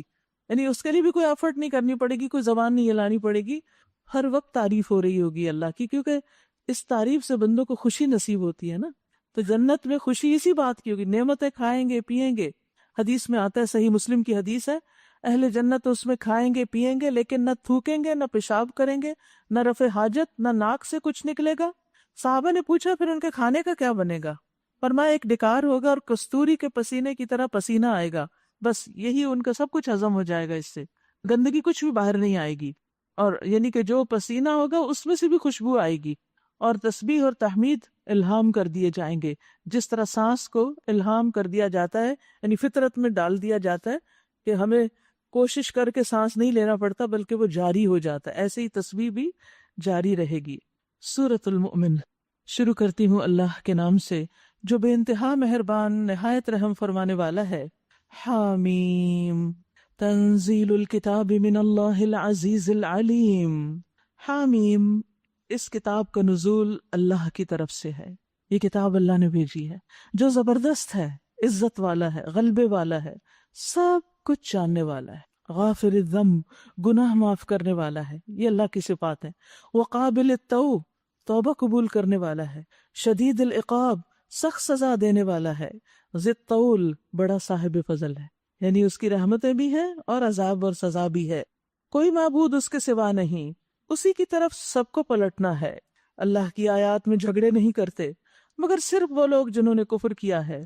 اس کے بعد دنیا کے ملکوں میں ان کا چلنا پھرنا تمہیں کسی دھوکے میں نہ ڈالے، یعنی کفر کے باوجود لوگوں کا ترقی کرنا تمہیں دھوکے میں نہ ڈالے کہ وہ بہت کامیاب لوگ ہیں. ان سے پہلے نوح علیہ السلام کی قوم بھی جھٹلا چکی ہے، اور اس کے بعد بہت سے دوسرے جتھوں نے بھی یہ کام کیا ہے. ہر قوم اپنے رسول پر جھپٹی تاکہ اسے گرفتار کرے. ان سب نے باطل کے ہتھیاروں سے حق کو نیچا دکھانے کی کوشش کی، مگر آخر کار میں نے ان کو پکڑ لیا. پھر دیکھ لو کہ میری سزا کیسی سخت تھی. اسی طرح تیرے رب کا یہ فیصلہ بھی ان سب لوگوں پر چسپاں ہو چکا ہے جو کفر کے مرتکب ہوئے ہیں کہ وہ واصل بجہنم ہونے والے ہیں. الذین یحملون العرش ومن حولہ یسبحون بحمد ربہم ویؤمنون بہ. عرش کے اٹھانے والے فرشتے اور جو عرش کے گرد و پیش حاضر رہتے ہیں، یعنی کچھ فرشتے ہیں جو عرش اٹھائے ہوئے ہیں اور کچھ اس کے آس پاس، سب اپنے رب کی حمد کے ساتھ اس کی تسبیح کرتے ہیں اور وہ اس پر ایمان رکھتے ہیں. یعنی عرش اٹھائے ہوئے ہیں، بڑی فضیلت کی بات ہے، لیکن اس سے زیادہ فضیلت کی بات کیا ہے؟ ان کا صاحب ایمان ہونا. ایمان جو ہے یہ سب سے بڑی چیز ہے انسان کے لیے اور فرشتوں کے لیے بھی. یعنی یہاں ایمان کی فضیلت اور ایمان کے شرف کو ظاہر کرنے کے لیے یہ ذکر کیا گیا کہ فرشتے جو عرش اٹھائے ہوئے ہیں وہ بھی ایمان رکھتے ہیں. اور کیا کرتے ہیں؟ وَيَسْتَغْفِرُونَ لِلَّذِينَ آمَنُوا، وہ ایمان لانے والوں کے حق میں دعائیں مغفرت کرتے ہیں. یہ بھی ایمان کی وجہ سے سعادت ملتی ہے، فرشتوں کی دعائیں ملتی ہیں. وہ کہتے ہیں اے ہمارے رب، تو اپنی رحمت اور اپنے علم کے ساتھ ہر چیز پہ چھایا ہوا ہے، یعنی تیری رحمت اور علم ہر چیز کا احاطہ کیے ہوئے ہے. فَاغْفِرْ لِلَّذِينَ تَابُوا، آپ بخش دیجیے ان لوگوں کو جو توبہ کرتے ہیں. وَاتَّبَعُوا سَبِيلَكَ، اور انہوں نے آپ کے راستے کی پیروی کی. وَقِهِمْ عَذَابَ الْجَحِيمِ، انہیں جہنم کے عذاب سے بچا لیجئے. ایمان والے فرشتے ایمان والوں سے محبت کرتے ہیں اور ایمان والے ایمان والوں کے لیے دعائیں کرتے ہیں. ان کا اور ہمارا کیا تعلق آپس میں؟ وہ کہاں ہم کہاں، لیکن جو چیز ہمیں جوڑتی ہے ایک دوسرے سے وہ ایمان کا رشتہ ہے. اسی بنا پر وہ کیئر کرتے ہیں ایمان والوں کی. اور کیا کہتے ہیں؟ کہتے ہیں اے ہمارے رب، اور داخل کر ان کو ہمیشہ رہنے والی ان جنتوں میں جن کا تو نے ان سے وعدہ کیا ہے، اور ان کے والدین اور بیویوں اور اولاد میں سے جو بھی نیک ہوں، شرط نیک ہونے کی، ان کو بھی ساتھ ملا دے. تو بلا شبہ عزت والا، حکمت والا ہے. اور کیا کہتے ہیں؟ وَقِهِمُ السَّيِّئَاتِ، اور انہیں برائیوں سے بچا لے. ایمان والوں کو برے کاموں سے بچا دے. جس کو تو نے قیامت کے دن برائیوں سے بچا دیا اس پر تو نے بڑا رحم کیا، یہی بڑی کامیابی ہے. یاد رکھیے، فرشتوں کی دعائیں لینے کے لیے ایمان کے بعد کچھ عمل صالح بھی ایسے ہیں کہ جس بنا پر فرشتوں کی دعائیں ملتی ہیں. ہم انسانوں کی منتیں کرتے رہتے ہیں ہمارے لیے دعا کرو دعا کرو. کچھ کام کیجئے جس کی بنا پر فرشتوں کی دعائیں ملے، اور اس میں سب سے پہلا کام اپنے ایمان کو مضبوط کیجئے. ہم نے استقبال رمضان پروگرام میں یہ کہا تھا کہ یہ مہینہ تجدید ایمان کا ہے، رمضان برائے تجدید ایمان. تو جتنا جتنا ایمان زیادہ ہوگا اتنی اتنی برکتیں رحمتیں زیادہ ہوں گی. اس کے علاوہ نماز کے بعد جو شخص جائے نماز پہ بیٹھ کر اللہ کا ذکر کرتا ہے، جتنی دیر بیٹھتا ہے اتنی دیر فرشتے اس پہ صلات پڑھتے ہیں اور کہتے ہیں کہ اللہم اغفر لہ، اللہم ارحمہ، اللہ اس کو بخش دے، اس کو رحم کر. لیکن ہم میں سے اکثر لوگ بس سلام پھیرتے ہی، اور کئی تو آدھا سلام کھڑے ہو کے پھیرتے ہیں، فوراً اٹھ جاتے ہیں. بھائی کس بات کی جلدی؟ ٹھہر جاؤ، تھوڑی سی اپنی دعا خود بھی کرو، فرشتے بھی تمہارے لیے دعا کریں. تھوڑا سا رک جاؤ، گھر ہی جانا ہے نا. 1 منٹ لیٹ چلے گئے، 2 منٹ لیٹ چلے گئے تو کیا ہو جائے گا؟ کوئی بھی کام، جس کام کی وجہ سے آپ جلدی بچاتے ہیں اور جائے نماز سے اٹھ کے بھاگنے کی کرتے ہیں، اپنے آپ کو روک کے کہا کریں 1 منٹ اس کام میں لیٹ ہو گئے تو کیا ہو جائے گا، 2 منٹ لیٹ ہو گئے تو کیا ہو جائے گا. کیا ہم اور کسی کام میں لیٹ نہیں ہوتے؟ شیطان عین اس وقت کچھ نہ کچھ ایسی گڑبڑ کرا دیتا ہے کہ ہم کہتے ہیں اچھا چلو اٹھ کے جلدی چلتے چلتے سبحان اللہ کر لیتے ہیں. وہ بھی ٹھیک ہے، کر لی، شکر ہے آپ نے تسبیح کر لی، لیکن بیٹھ کے کرنا زیادہ افضل ہے۔ پھر باوضو سونا، جب کوئی بندہ رات کو باوضو سوتا ہے تو فرشتہ اس کے ساتھ رات گزارتا ہے، اور جب بھی وہ رات کی کسی گھڑی میں نیند سے بیدار ہوتا ہے، آنکھ کھلتی ہے، تو فرشتہ کہتا ہے اللہ اس بندے کو معاف کر دے، اس لیے کہ یہ باوضو سویا۔ پھر عیادت کرنا، جب کوئی مسلمان بھائی کسی مسلمان کی عیادت کرنے کے لیے نکلتا ہے تو جنت کے باغات میں چلتا ہے، یہاں تک کہ جب بیٹھ جاتا ہے تو اللہ کی رحمت اسے ڈھانپ لیتی ہے۔ صبح کے وقت جاتا ہے تو 70,000 فرشتے شام تک اس کے لیے بخشش کی دعا کرتے ہیں، شام کو جائے تو صبح تک 70,000 فرشتے بخشش کی دعا کرتے ہیں۔ آپ کہیں گے اچھا کہاں جائیں، کس بیمار کو دیکھیں، ہمارے تو خاندان میں کوئی دوستوں میں بیماری نہیں، اب یہ 70,000 فرشتوں کی دعائیں کہاں سے لیں، کہاں جا سکتے ہیں؟ ہاسپٹلز میں۔ یس، الحمدللہ ہماری جو ویلفیئر ٹیم ہے وہ بھی آرگنائز کرتی ہے ہاسپٹل کے وزٹس، تو جو لوگ اس کام میں انٹرسٹڈ ہوں کہ وہ ونس اے ویک یا ونس اے منتھ ہسپتال میں جا کے مریضوں کا حال چال پوچھیں، ان کو کچھ سکھا دیں، کوئی بات ان سے کریں، ان کو کہ کلمہ ہی پڑھوا دیں، کوئی ذکر کروا دیں، کچھ سنوا دیں اچھا سا، تو اس دعا کے مستحق ہو جائیں گے۔ صبح کے وقت گئے 70,000 فرشتے، شام کو گئے 70,000 فرشتے۔ کیا واقعی ہمارے پاس وقت نہیں؟ نکل سکتا ہے نا وقت۔ ہم کتنے حریص ہیں کہ کوئی دعا کرے ہمارے لیے، اور فرشتے جنہوں نے کبھی کوئی گناہ نہیں کیا ان کی دعائیں ملیں گی انشاءاللہ۔ تو جو لوگ بھی اس میں انٹرسٹڈ ہو اپنے نام لکھوا سکتے ہیں یا بتا سکتے ہیں انشاءاللہ۔ اسی طرح لوگوں کو خیر سکھانے والے، رسول اللہ صلی اللہ علیہ وسلم نے فرمایا یقیناً اللہ اور اس کے فرشتے اور تمام اہل زمین و آسمان، یہاں تک کہ چیونٹی اپنے سوراخ میں، مچھلیاں پانی میں، اس شخص کے لیے دعائیں خیر کرتی ہیں جو لوگوں کو بھلائی کی باتیں سکھاتا ہے۔ اچھی بات سکھانا، ہم اس کہ مجھے تو لیکچر دینا نہیں آتا، میں کیا سکھاؤں، اس کا یہ مطلب نہیں کہ صرف لیکچر دینا اچھی بات سکھانا ہے، یا کسی کرسی میز پر بیٹھ کر یہ اچھی بات سکھانا ہے۔ کسی بھی موقع پر کہیں بھی آپ کسی کو کوئی اچھی بات سکھا سکتے ہیں۔ سب سے بڑی انویسٹمنٹ اپنے بچوں اور بچوں کے بچوں میں کریں، ان کو لے کے بیٹھ جائیں، ان کو گلے سے لگائیں، ان کے ساتھ پیار کریں، ان کے ساتھ تھوڑا ٹائم سپینڈ کریں، خوشی بھی ہوگی، اور اس کے ساتھ ساتھ ان کو اچھی باتیں سکھائیں۔ یہ آپ کا بہترین صدقہ جاریہ ہے، کیونکہ وہ چھوٹے چھوٹے ہیں، اب سے سیکھ کے ساری زندگی جو کریں گے سب ثواب آپ کو ملے گا، اور دعائیں الگ آپ کو ملیں گی۔ بس نیت کر لیں کہ یہ میں نے کرنا ہے، یہ سکھانا ہے۔ اسی طرح سحری کرنے والوں کے لیے رحمت کی دعائیں کرتے ہیں فرشتے، اور جب کوئی مسلمان کسی مسلمان بھائی کے لیے دعا کرتا ہے تو اس کے لیے بھی فرشتہ آمین کہتا ہے۔ اور پھر یہ جنت میں جانے کی دعائیں کرتے ہیں، اور یہ دعائیں کرتے ہیں کہ سارا خاندان اکٹھا جنت میں جائے، یہ بھی فرشتے دعائیں کرتے ہیں۔ اللہ تعالیٰ ہمارے حق میں ان کی دعائیں قبول فرمائے۔ وَذَلِكَ هُوَ الْفَوْزُ الْعَظِيمُ، یہ ہے سب سے بڑی کامیابی، یہ ہے ہائیسٹ لیول آف سکسیس جس کو کوئی حاصل کر سکے۔ جن لوگوں نے کفر کیا، قیامت کے روز ان کو پکار کر کہا جائے گا آج تمہیں جتنا شدید غصہ اپنے اوپر آ رہا ہے، اللہ تم پر اس سے زیادہ غضبناک اس وقت ہوتا تھا جب تمہیں ایمان کی طرف بلایا جاتا تھا اور تم کفر کرتے تھے۔ آج تمہیں خود پہ غصہ آ رہا ہے نا، اللہ کو تم پہ اس سے زیادہ غصہ تھا۔ وہ کہیں گے اے ہمارے رب، تو نے واقعی ہمیں 2 دفعہ موت اور 2 دفعہ زندگی دی، اب ہم اپنے قصوروں کا اعتراف کرتے ہیں، کیا اب یہاں سے نکلنے کا کوئی راستہ ہے؟ جواب ملے گا یہ حالت جس میں تم مبتلا ہو اس وجہ سے ہے کہ جب اکیلے اللہ کی طرف بلایا جاتا تھا، توحید کی دعوت دی جاتی تھی تو تم ماننے سے انکار کر دیتے تھے، اور جب اس کے ساتھ دوسروں کو ملا دیا جاتا تو تم مان لیتے تھے۔ اب فیصلہ اللہ بزرگ و برتر کے ہاتھ میں ہے۔ العلی الکبیر، یہ بھی اللہ کے نام ہے۔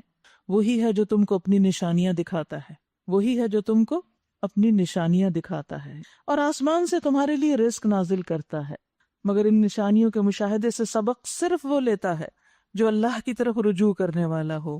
وَمَا يَتَذَكَّرُ إِلَّا مَن يُنِيبُ فَادْعُوا اللَّهَ مُخْلِصِينَ لَهُ الدِّينَ وَلَوْ كَرِهَ الْكَافِرُونَ۔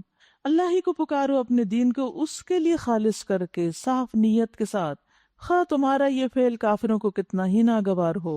رفیع الدرجات ذو العرش، وہ بلند درجوں والا عرش کا مالک ہے، عرش کا مالک۔ یہ عرش کیا چیز ہے؟ اللہ سبحانہ وتعالی مخلوق کی تخلیق سے پہلے ہی عرش پر تھا، اور اللہ نے عرش کو اپنے ہاتھوں سے بنایا ہے۔ ابن عمر سے روایت ہے کہ اللہ تعالیٰ نے 4 چیزوں کو اپنے ہاتھ سے پیدا کیا: عرش، قلم، آدم اور جنت عدن۔ پھر باقی تمام مخلوق سے کہا کہ ہو جاؤ، اور وہ ہو گئیں۔ عرش کی مقدار کوئی نہیں جانتا۔ ابن عباس سے روایت ہے کہ کرسی پاؤں کی جگہ ہے، فٹ سٹول ہے، اور عرش کی اصل مقدار اور قدر اللہ کے سوا کوئی نہیں جانتا. کچھ روز پہلے کسی نے ایک کلپ مجھے دکھایا جس میں کچھ ٹی وی پہ کچھ ٹاک شو میں ایک بحث ہو رہی تھی سخت قسم کی. کچھ مولانا حضرات آپس میں لڑ جھگڑ رہے تھے کہ ایک مولانا دوسرے سوال کر رہے تھے یہ بتائیے اللہ بڑا ہے کہ عرش بڑا ہے.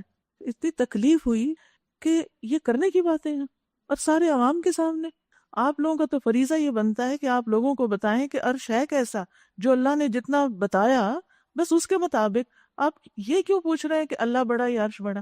کیا ہمیں نہیں پتا کہ اللہ اکبر کا معنی نہیں آتا؟ جس کو اس کا معنی آتا ہے اس کے اندر تو یہ سوال ہی نہیں آ سکتا کہ کون بڑا ہے. اللہ ہی سب سے بڑا ہے. مخلوقات میں سے جتنی بھی اس کی کریشن ہے اس میں عرش سب سے بڑا ہے، لیکن اللہ اس سے بڑا ہے.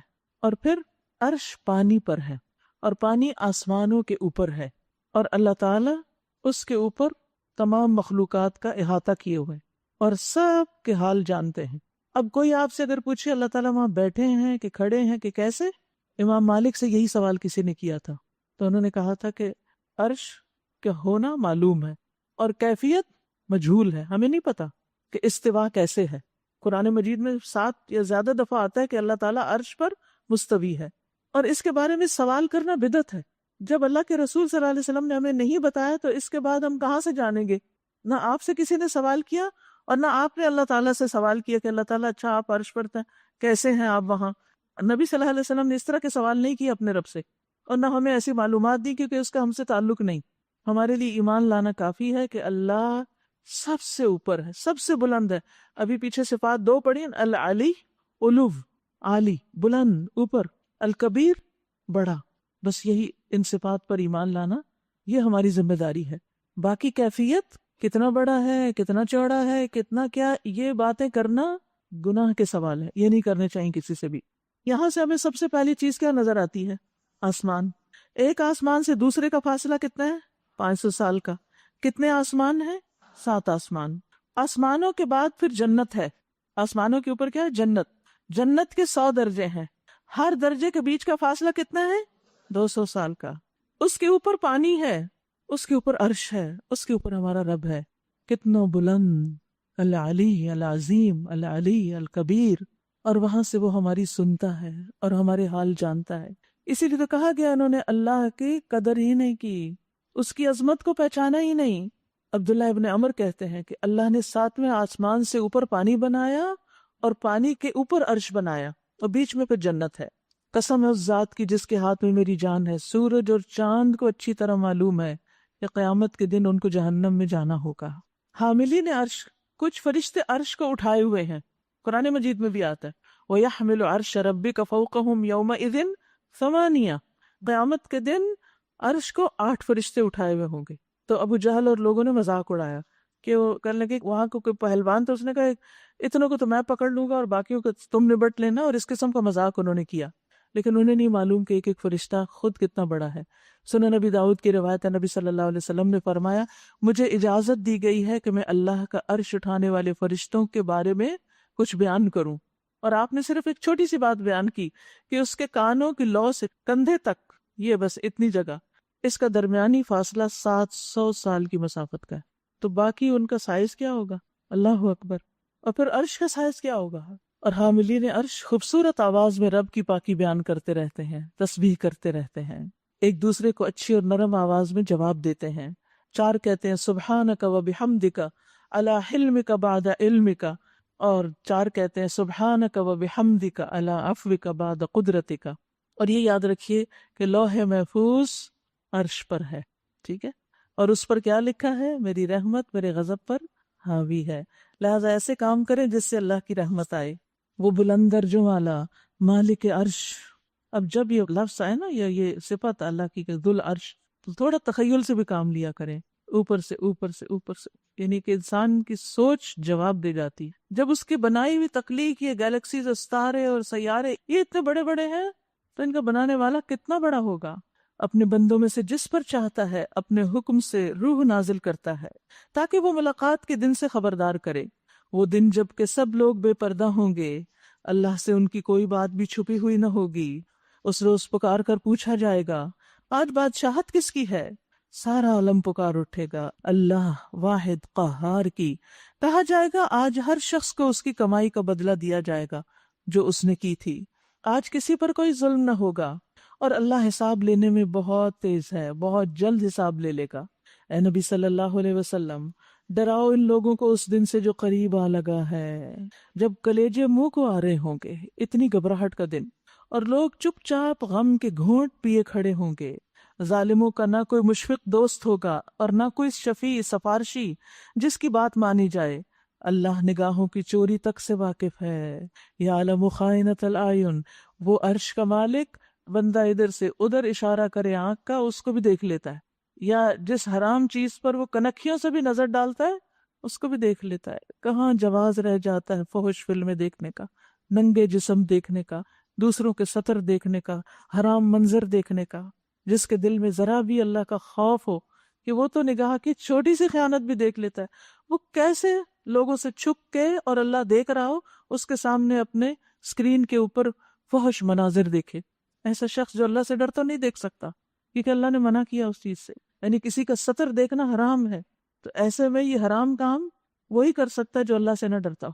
اللہ نگاہوں کی چوری تک سے واقف ہے، بڑی چیز ہو، چھوٹی ہو، باریک ہو، لطیف ہو. اور وہ راز تک جانتا ہے جو سینوں نے چھپا رکھے. دل کی باتیں بھی جانتا ہے، جو کچھ سوچتا ہے انسان، جو اس کی خواہشات ہیں، جو شکوک و شبہات ہیں، سب پتا ہے. اس لیے اللہ سے حیا کرنا سب سے زیادہ ضروری ہے. اور جب انسان اللہ سے حیا کرتا ہے تو اللہ کا تقویٰ آ جاتا ہے پھر دل میں، کیونکہ اللہ سے ڈرتا ہے. دیکھیے مخلوق چھوٹی ہے نا، لیکن ہم اس سے زیادہ ڈرتے ہیں. اللہ بڑا ہے اور اس سے کم ڈرتے ہیں. وما قدر اللہ حق قدرہ، اور اللہ ٹھیک ٹھیک بے لاگ فیصلہ کرے گا. رہے وہ جن کو یہ مشرکین اللہ کو چھوڑ کر پکارتے ہیں، وہ کسی چیز کا بھی فیصلہ کرنے والے نہیں ہیں. بلا شبہ اللہ ہی سب کچھ سننے اور دیکھنے والا ہے. کیا یہ لوگ کبھی زمین میں چلے پھرے نہیں کہ انہیں ان لوگوں کا انجام نظر آتا جو ان سے پہلے گزر چکے ہیں؟ وہ ان سے زیادہ طاقتور تھے اور ان سے زیادہ زبردست آثار زمین میں چھوڑ گئے ہیں، مگر اللہ نے ان کے گناہوں پر انہیں پکڑ لیا. اہل مکہ تم کہاں چھوٹو گے؟ ان کو اللہ سے بچانے والا کوئی نہ تھا. یہ ان کا انجام اس لیے ہوا کہ ان کے پاس ان کے رسول بینات لے کر آئے اور انہوں نے ماننے سے انکار کر دیا. آخر کار اللہ نے ان کو پکڑا. یقیناً وہ بڑی قوت والا اور سزا دینے میں بہت سخت ہے. ہم نے موسیٰ علیہ السلام کو فرعون اور حامان اور قارون کی طرف اپنی نشانیوں اور نمایاں سند ماموریت کے ساتھ بھیجا، مگر انہوں نے کہا ساحر ہے، کذاب ہے، یعنی طرح طرح کے الزام لگائے. پھر جب وہ ہماری طرف سے ان کے سامنے حق لایا تو انہوں نے کہا جو لوگ ایمان لا کر اس کے ساتھ شامل ہوئے ہیں ان سب کے لڑکوں کو قتل کر دو اور لڑکیوں کو جیتا چھوڑ دو. مگر کافروں کی چال اکارت ہی گئی. ایک روز فرعون نے اپنے درباریوں سے کہا چھوڑو مجھے، میں اس موسیٰ کو قتل کیے دیتا ہوں اور پکار دیکھے یہ اپنے رب کو. مجھے اندیشہ ہے کہ یہ تمہارا دین بدل ڈالے گا یا ملک میں فساد برپا کرے گا. موسیٰ علیہ السلام نے کہا میں نے تو ہر اس متکبر کے مقابلے میں جو یوم الحساب پر ایمان نہیں رکھتا اپنے رب اور تمہارے رب کی پناہ لے لی ہے. بہت ہی خوبصورت الفاظ ہیں، ان کو بھی یاد کر لیجئے آج کی دعا کے طور پر. انی عذت بربی وربکم من کل متکبر لا یؤمن بیوم الحساب.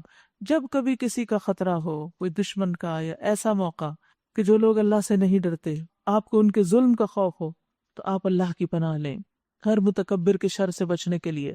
اس موقع پر آل فرعون میں سے ایک مومن شخص جو اپنا ایمان چھپائے ہوئے تھا بول اٹھا کیا تم ایک شخص کو صرف اس وجہ سے قتل کرو گے کہ وہ کہتا ہے میرا رب اللہ ہے؟ بس یہ ہے اس کا قصور؟ حالانکہ وہ تمہارے رب کی طرف سے تمہارے پاس بینات لے کر آیا، نشانیاں ہیں کھلی کھلی اس کے پاس. اگر وہ جھوٹا ہے تو اس کا جھوٹ خود اسی پر پلٹ پڑے گا، لیکن اگر وہ سچا ہے تو جن ہولناک نتائج کا وہ تمہیں خوف دلاتا ہے ان میں سے کچھ تو تم پر ضرور ہی آ جائیں گے. اللہ کسی ایسے شخص کو ہدایت نہیں دیتا جو حد سے گزر جانے والا اور کذاب ہو. اللہ کسی ایسے کو ہدایت نہیں دیتا جو حد سے بڑھ جائے اور سخت جھوٹا ہو. اے میری قوم کے لوگو، آج تمہیں بادشاہی حاصل ہے. یہ فرعون کی قوم کا شخص تھا جو حق بات کر رہا ہے. اور زمین میں تم غالب ہو، لیکن اگر اللہ کا عذاب ہم پر آ گیا تو پھر کون ہے جو ہماری مدد کر سکے گا؟ اس کو بات سمجھ آ گئی موسیٰ علیہ السلام کی. فرعون نے کہا میں تو تم لوگوں کو وہی رائے دے رہا ہوں جو مجھے مناسب نظر آتی ہے. اب دیکھیے فرعون جیسا غلط کار بھی اپنی رائے کو درست کہہ رہا ہے، اور میں اسی راستے کی طرف تمہاری رہنمائی کرتا ہوں جو ٹھیک ہے. وہ شخص جو ایمان لایا تھا اس نے کہا، اے میری قوم کے لوگوں، مجھے خوف ہے کہ کہیں تم پر بھی وہ دن نہ آ جائے جو اس سے پہلے بہت سے جتھوں پہ آ چکا ہے، جیسا دن قوم نوح اور عاد اور سمود اور ان کے بعد والی قوموں پر آیا تھا۔ اور یہ حقیقت ہے کہ اللہ اپنے بندوں پر ظلم کا کوئی ارادہ نہیں رکھتا۔ اے قوم، مجھے ڈر ہے کہ کہیں تم پر فریاد و فغاں کا دن نہ آ جائے، یوم التناد، جب تم ایک دوسرے کو پکارو گے اور بھاگے بھاگے پھرو گے، مگر اس وقت اللہ سے بچانے والا کوئی نہ ہوگا۔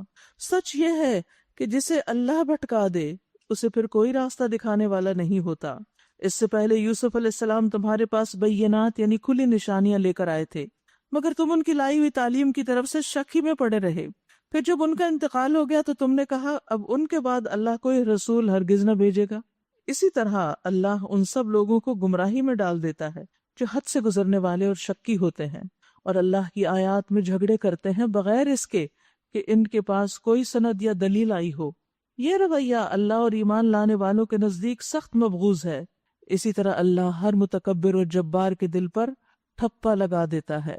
یہ بات بھی سوچنے کی ہے کہ اللہ کی ناراضگی ہوتی ہے ایسے لوگوں پر جو تکبر کریں اور جو بڑے بن کر رہیں۔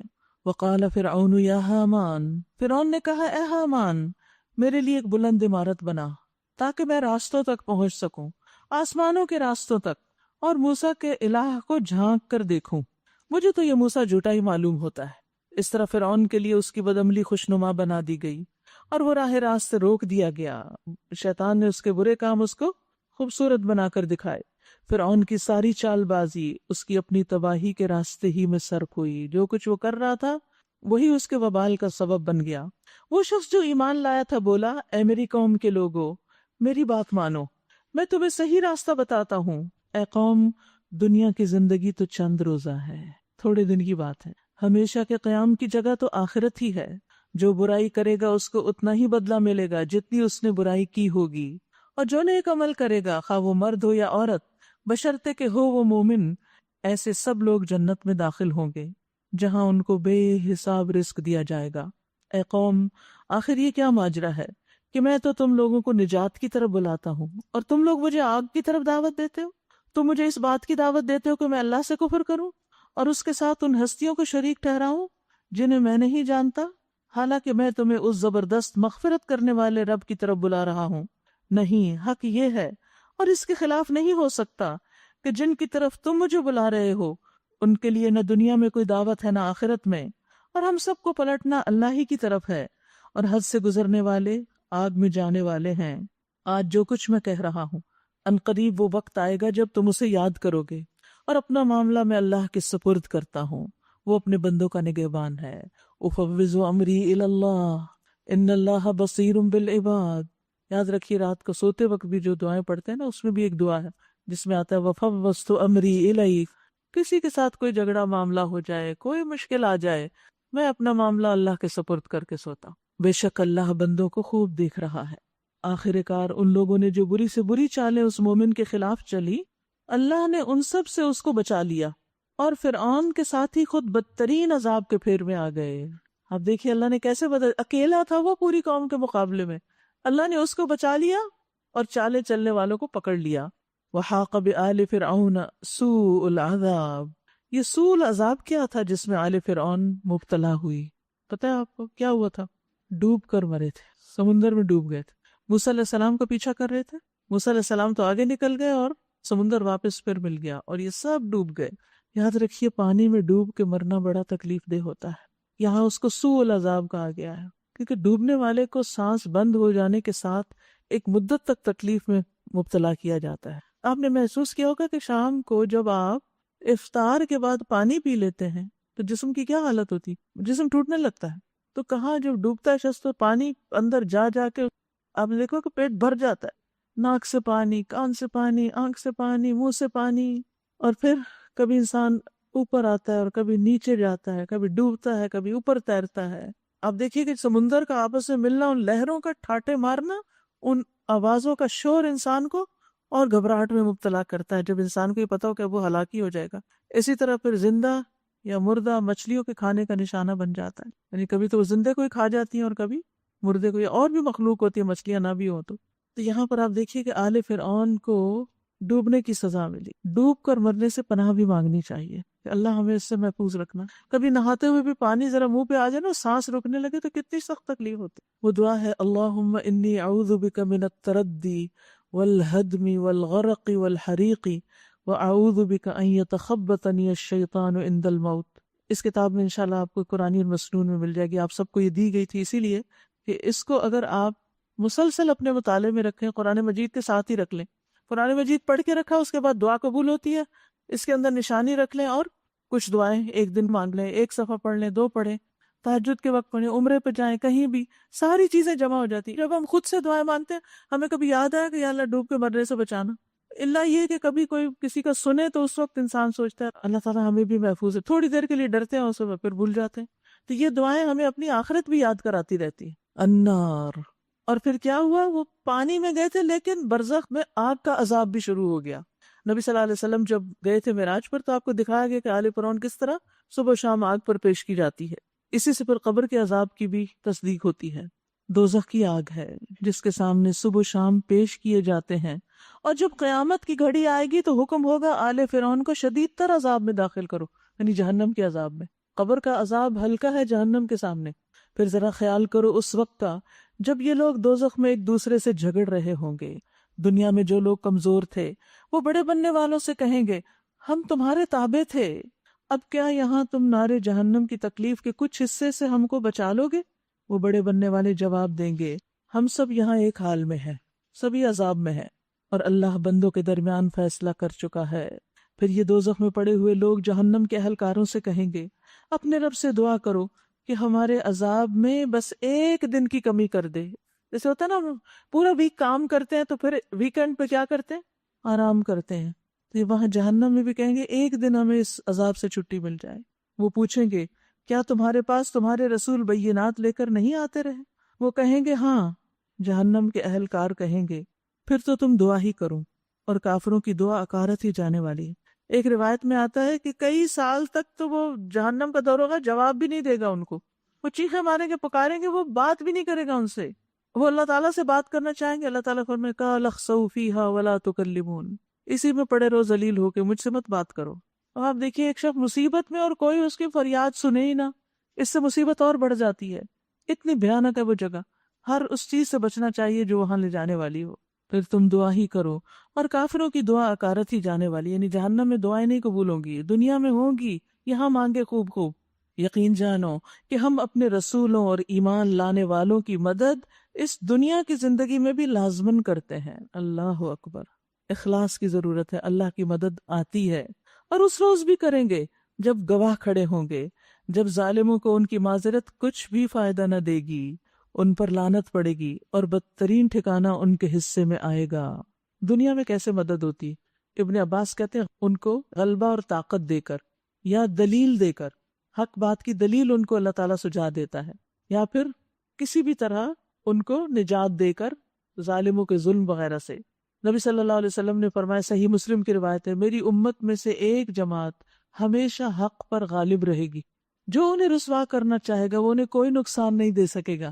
کتنی بڑی خوشخبری ہے، ہمیشہ سچائی کی تلاش میں رہیں، سچائی قبول کر لیں اور اس پہ جم جائیں، مخالفوں کی مخالفت کی پرواہ نہ کریں، اللہ کی مدد آئے گی، صبر سے کام لیں یہاں تک کہ اللہ کا حکم آ جائے اور وہ اسی حال پر ہوں۔ آخر دیکھ لو کہ موسیٰ کی ہم نے رہنمائی کی اور بنی اسرائیل کو اس کتاب کا وارث بنا دیا جو عقل اور دانش رکھنے والوں کے لیے ہدایت اور نصیحت تھی۔ بس اے نبی صبر کرو، اللہ کا وعدہ برحق ہے، اپنے قصور کی معافی چاہو اور صبح و شام اپنے رب کی حمد کے ساتھ اس کی تسبیح کرتے رہو۔ یاد رہی تھی کل صبح اور شام تسبیح کرنا؟ الحمدللہ۔ حقیقت یہ ہے کہ جو لوگ کسی سند اور حجت کے بغیر جو ان کے پاس آئی ہو اللہ کی آیات میں جھگڑے کر رہے ہیں، ان کے دلوں میں کبر بھرا ہوا ہے، تکبر ہے، مگر وہ اس بڑائی کو پہنچنے والے نہیں جس کا وہ گھمنڈ کرتے ہیں۔ بس اللہ کی پناہ مانگ لو، وہ سب کچھ دیکھتا اور سنتا ہے۔ آسمانوں اور زمین کا پیدا کرنا انسانوں کو پیدا کرنے کی بنسبت یقیناً زیادہ بڑا کام ہے، مگر اکثر لوگ جانتے نہیں، اور یہ نہیں ہو سکتا کہ اندھا اور بینا یکساں ہو جائے، اور ایماندار اور صالح اور بدکار برابر ٹھہریں، یعنی نیک اور بد ایک جیسے ہو جائیں۔ مگر تم لوگ کم ہی کچھ سمجھتے ہو یقیناً قیامت کی گھڑی آنے والی ہے، اس کے آنے میں کوئی شک نہیں، مگر اکثر لوگ نہیں مانتے۔ اچھا آپ کے لیے شکر ہے ہم تو مانتے ہیں، اگر مانتے تو تیاری کتنی ہے اس کو جانتے کتنا ہے، جانے بغیر کیا مانتے ہیں، اس میں احوال کیا کیا ہے وہ تو قرآن و سنت سے پتہ چلتے ہیں۔ جب اسی کو نہیں پڑھیں گے تو کیا پتہ چلے گا کہ وہ کیسا دن ہے، تو اس پر ایمان پھر کیسا ہے؟ بغیر علم کے ایمان جو ہے وہ کامل نہیں ہوتا۔